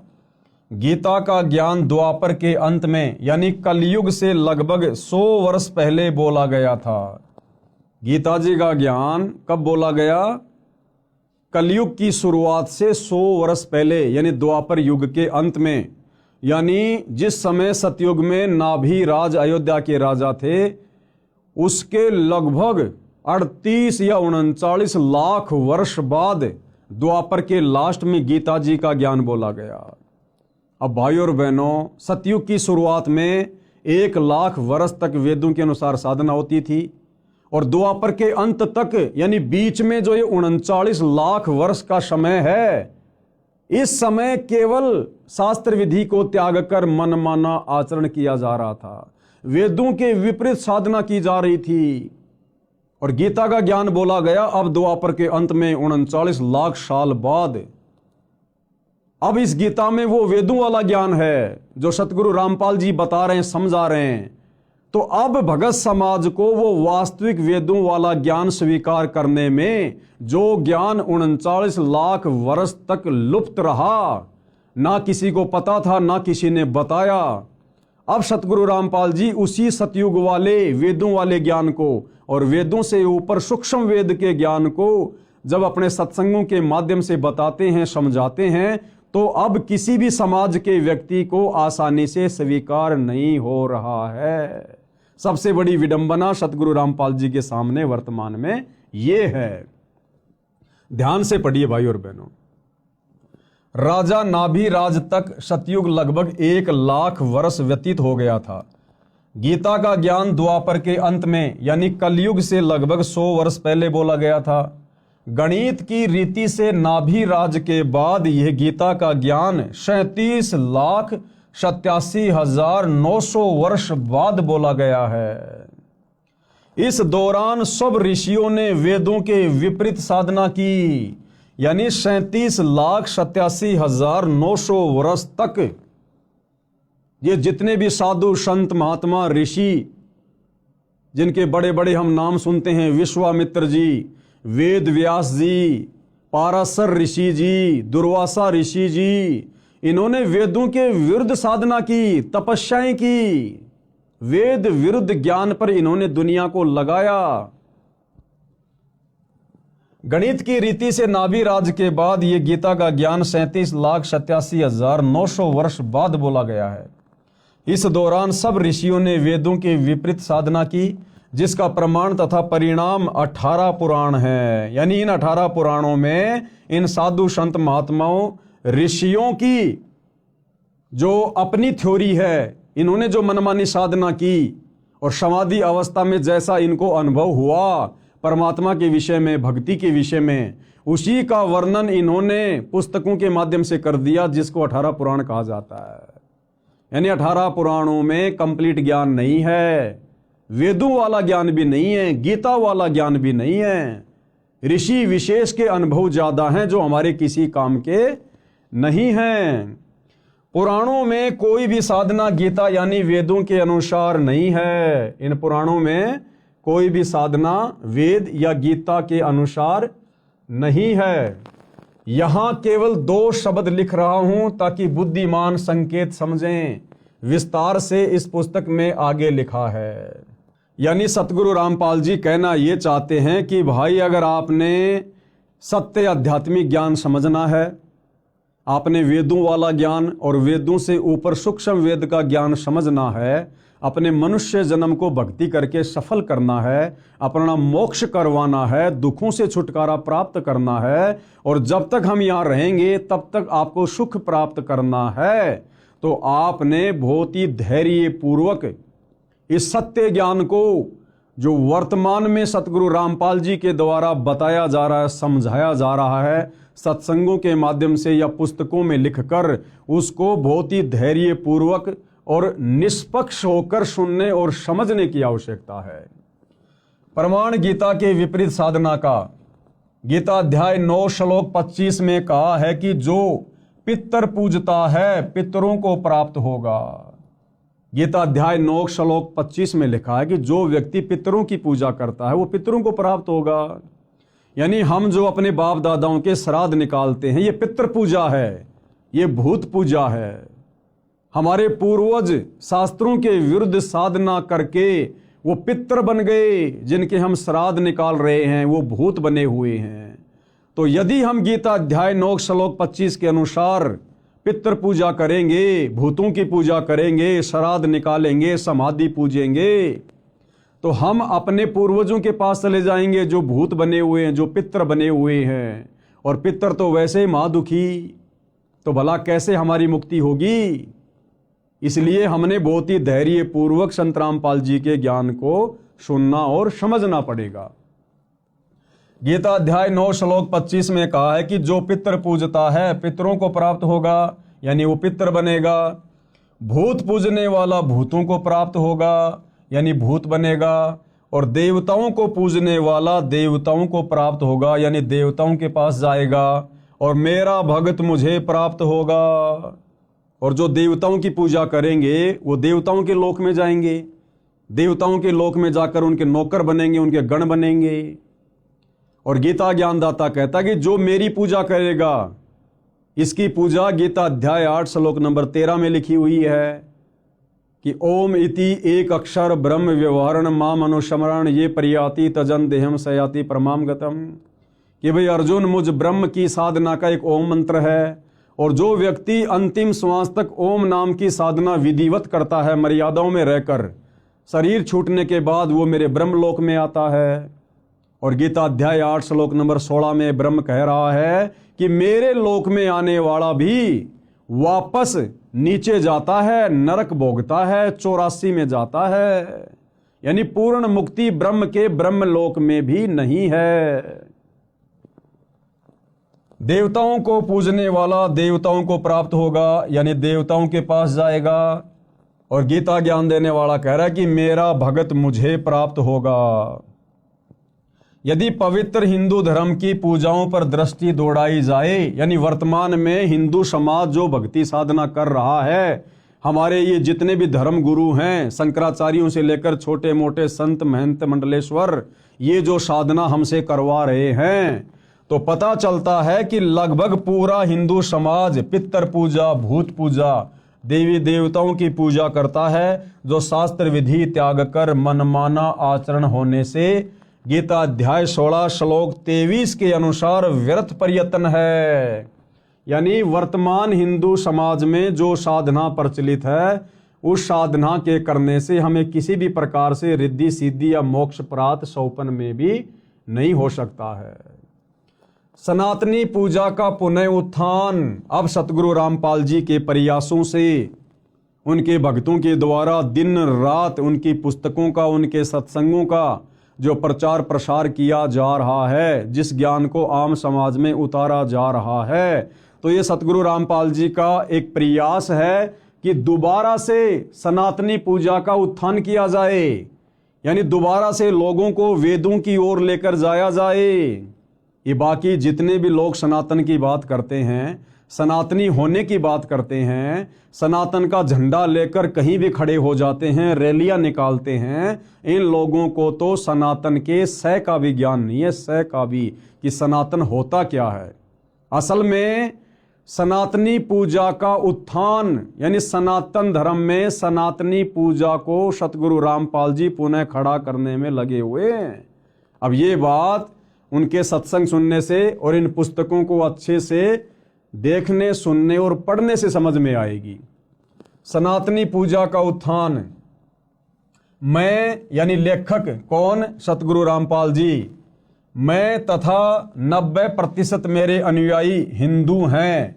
हमने शास्त्र विधि रहित साधना त्याग दी, यानी जो साधना शास्त्रों में नहीं है, वेदों में नहीं है, जिस भक्ति के करने का विधान शास्त्रों में नहीं है, ना गीता में ना वेदों में, जैसे राधे राधे श्याम मिला दे, ओम नमो भागवते वासुदेवाय नमः, ये व्रत रखना, पितर पूजना, श्राद्ध निकालना, समाधि पूजना, कावड़ लेके आना, पैदल यात्रा करना, मंदिरों को पूजना, मस्जिदों को पूजना, इस प्रकार की जो साधना है वो सतगुरु रामपाल जी के पंथ में उनका कोई भी अनुयायी नहीं करता है, क्योंकि ये सभी प्रकार की पूजा साधना शास्त्र विधि को त्याग कर मनमाना आचरण है।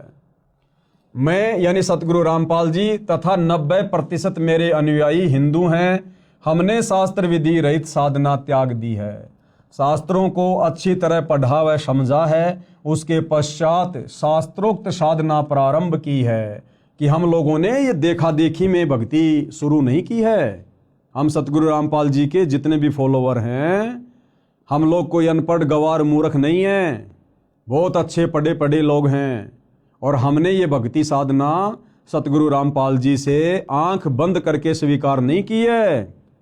सतगुरु रामपाल जी ने प्रोजेक्टर पर, टीवी चैनलों पर सौ प्रमाण दिए हैं, गीता से, वेद से, कुरान से, पुराण से, सभी धर्म ग्रंथों से, और साबित किया है कि जो साधना वर्तमान में उनके पास है वो पृथ्वी पर किसी अन्य साधु संत महात्मा के पास नहीं है। इसलिए हम लोगों ने अपनी आंखों से सौ प्रमाण देखकर सतगुरु रामपाल जी की शास्त्र अनुकूल सत्य साधना ग्रहण की है, जो कि सर्व शास्त्रों से प्रमाणित है। वह इस प्रकार है। गीता अध्याय 4 श्लोक 34 को भी पढ़ें, जिसमें कहा है कि उस ज्ञान को, सूक्ष्म वेद वाले ज्ञान को तू तत्वदर्शी संतों के पास जाकर प्राप्त कर। अब देखो भाइयों और बहनों, गीता का ज्ञान देने वाला भगवान, आप चाहे उसको श्री कृष्ण कहो, चाहे उसको ब्रह्म कहो, गीता अध्याय 4 श्लोक 34 में क्या कह रहा है, जिसमें कहा है कि उस ज्ञान को, कौन से ज्ञान को, सूक्ष्म वेद वाले ज्ञान को, चारों वेदों का जो पिता है, 5वां वेद सूक्ष्म वेद, गीता ज्ञान देने वाला भगवान कह रहा कि हे अर्जुन, उस सूक्ष्म वेद वाले ज्ञान को तू तत्वदर्शी संतों के पास जाकर प्राप्त कर। अब विचार करो भाइयों और बहनों, जब गीता का ज्ञान देने वाला भगवान अपने हाथ खड़े कर रहा है कि हे अर्जुन, उस सूक्ष्म वेद वाले ज्ञान को, उस तत्व ज्ञान को, जिससे पूर्ण मुक्ति होगी, पूर्ण मोक्ष होगा, कभी 84 में नहीं जाना पड़ेगा, उस ज्ञान को अर्जुन तू किसी तत्वदर्शी संतों के पास जाकर समझ। यानी वो वास्तविक ज्ञान, सूक्ष्म वेद वाला ज्ञान, मुक्ति का ज्ञान गीता ज्ञान देने वाले भगवान के पास भी नहीं है। अन्यथा उस ज्ञान की प्राप्ति के लिए अर्जुन को तत्वदर्शी संतों की शरण में जाने को नहीं बोलता।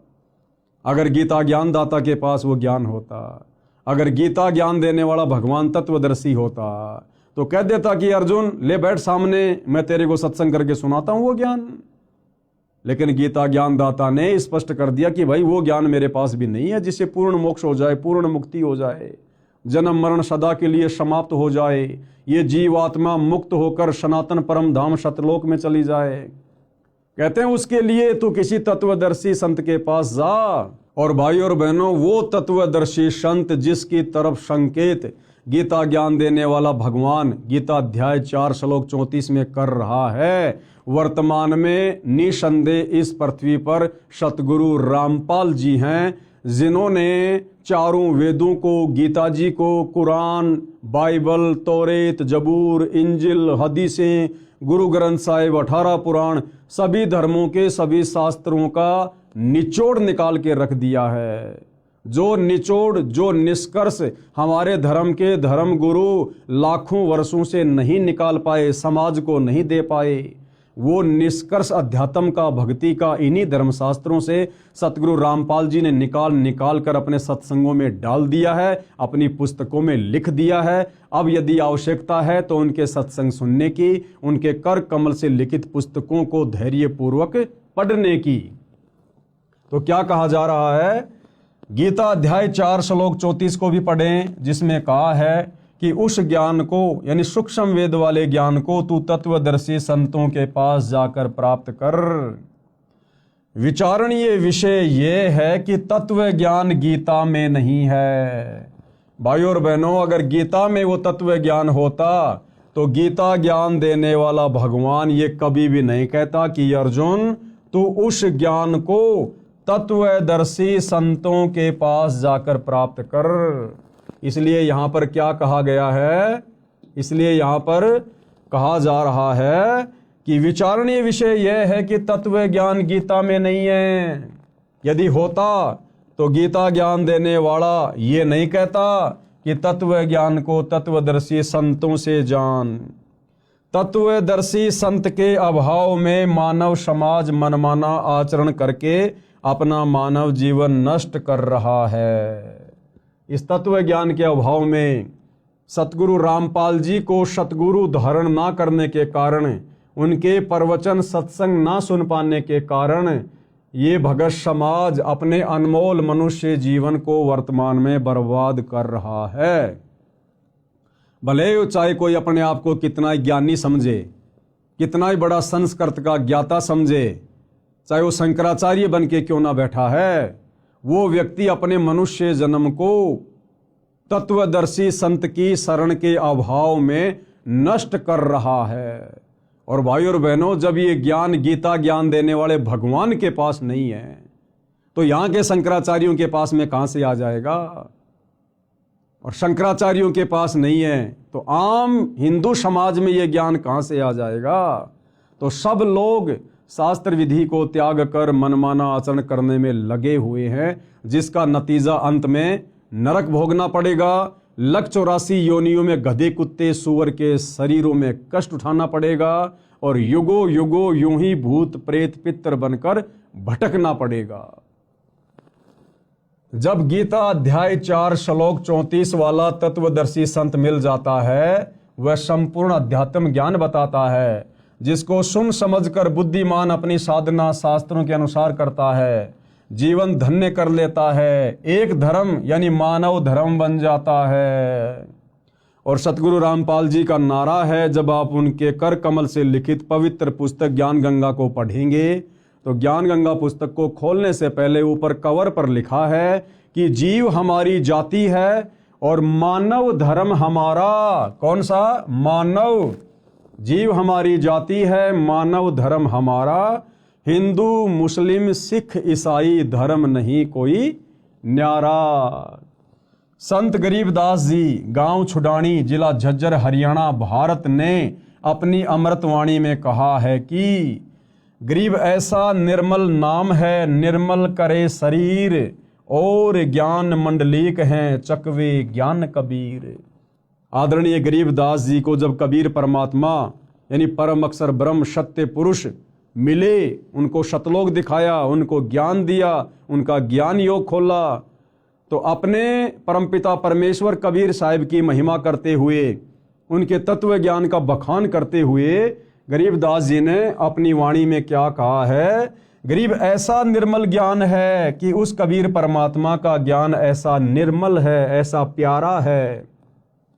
निर्मल करे शरीर, यानी जब हम उसके ज्ञान को ग्रहण करके, उनकी शरण ग्रहण करके, उनके द्वारा बताई गई साधना करेंगे तो हमारा शरीर निर्मल होता चला जाएगा, हमारे पाप कर्म उस साधना के करने से कटते चले जाएंगे। और ज्ञान मंडलिक है, उस कबीर परमात्मा के तत्व ज्ञान के अलावा और पृथ्वी पर जो भी ज्ञान है किसी भी साधु संत महात्मा का, कहते हैं वो तो मंडलिक है। मंडलिक यानी क्षेत्रीय ज्ञान है। और ज्ञान मंडलिक है चकवे ज्ञान कबीर।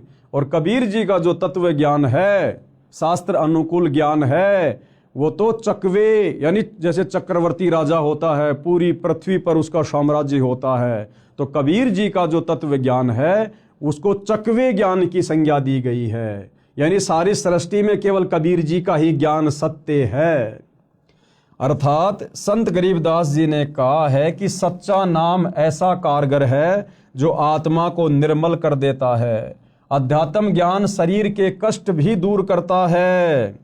कबीर साहिब का अध्यात्म ज्ञान चकवे चक्रवर्ती यानी ऑलराउंडर है। अन्य ज्ञान मंडलिक यानी क्षेत्रीय यानी लोक वेद है। संत गरीबदास जी को 10 वर्ष की आयु में परमात्मा सर्वोपरि लोक सनातन परम धाम यानी सत्यलोक से आकर गांव छुडानी, जिला झज्जर, हरियाणा प्रांत में मिले थे। उनकी आत्मा को ऊपर ले गए जहां परमात्मा रहते हैं। अब भाई और बहनों, वो परमात्मा कौन है, वो दिखने में कैसा है, उस परमात्मा की भक्ति क्या है, उस परमात्मा की प्राप्ति कैसे होगी, इन समस्त बातों का जिक्र हम इस पवित्र पुस्तक हिंदू साहिबान नहीं समझे गीता वेद पुराण इसके अगले एपिसोड यानी वीडियो नंबर 2 में समझेंगे। फिलहाल भाई और बहनों, इस पुस्तक की भूमिका पर हम वीडियो बना रहे हैं। इस पुस्तक का वास्तविक ज्ञान भूमिका समाप्त होने के बाद शुरू होगा। तो सभी से हाथ जोड़कर विनती है, प्रार्थना है, धैर्य पूर्वक आप जी इस पुस्तक पर बन रहे वीडियो को देखते रहिए। निसंदेह परमपिता परमेश्वर कबीर साहिब यानी वर्तमान में जो सतगुरु रामपाल जी के रूप में धरती पर प्रकट हैं, उनके आशीर्वाद से यदि हम उनसे प्रार्थना करते रहेंगे तो अवश्य वे हमें सद्बुद्धि प्रदान करेंगे, हमारा ज्ञान योग खोलेंगे और हम इस अनसुलझे आध्यात्मिक ज्ञान को उनकी विशेष दया से समझते जाएंगे और अपनी आत्मा का कल्याण करवाएंगे।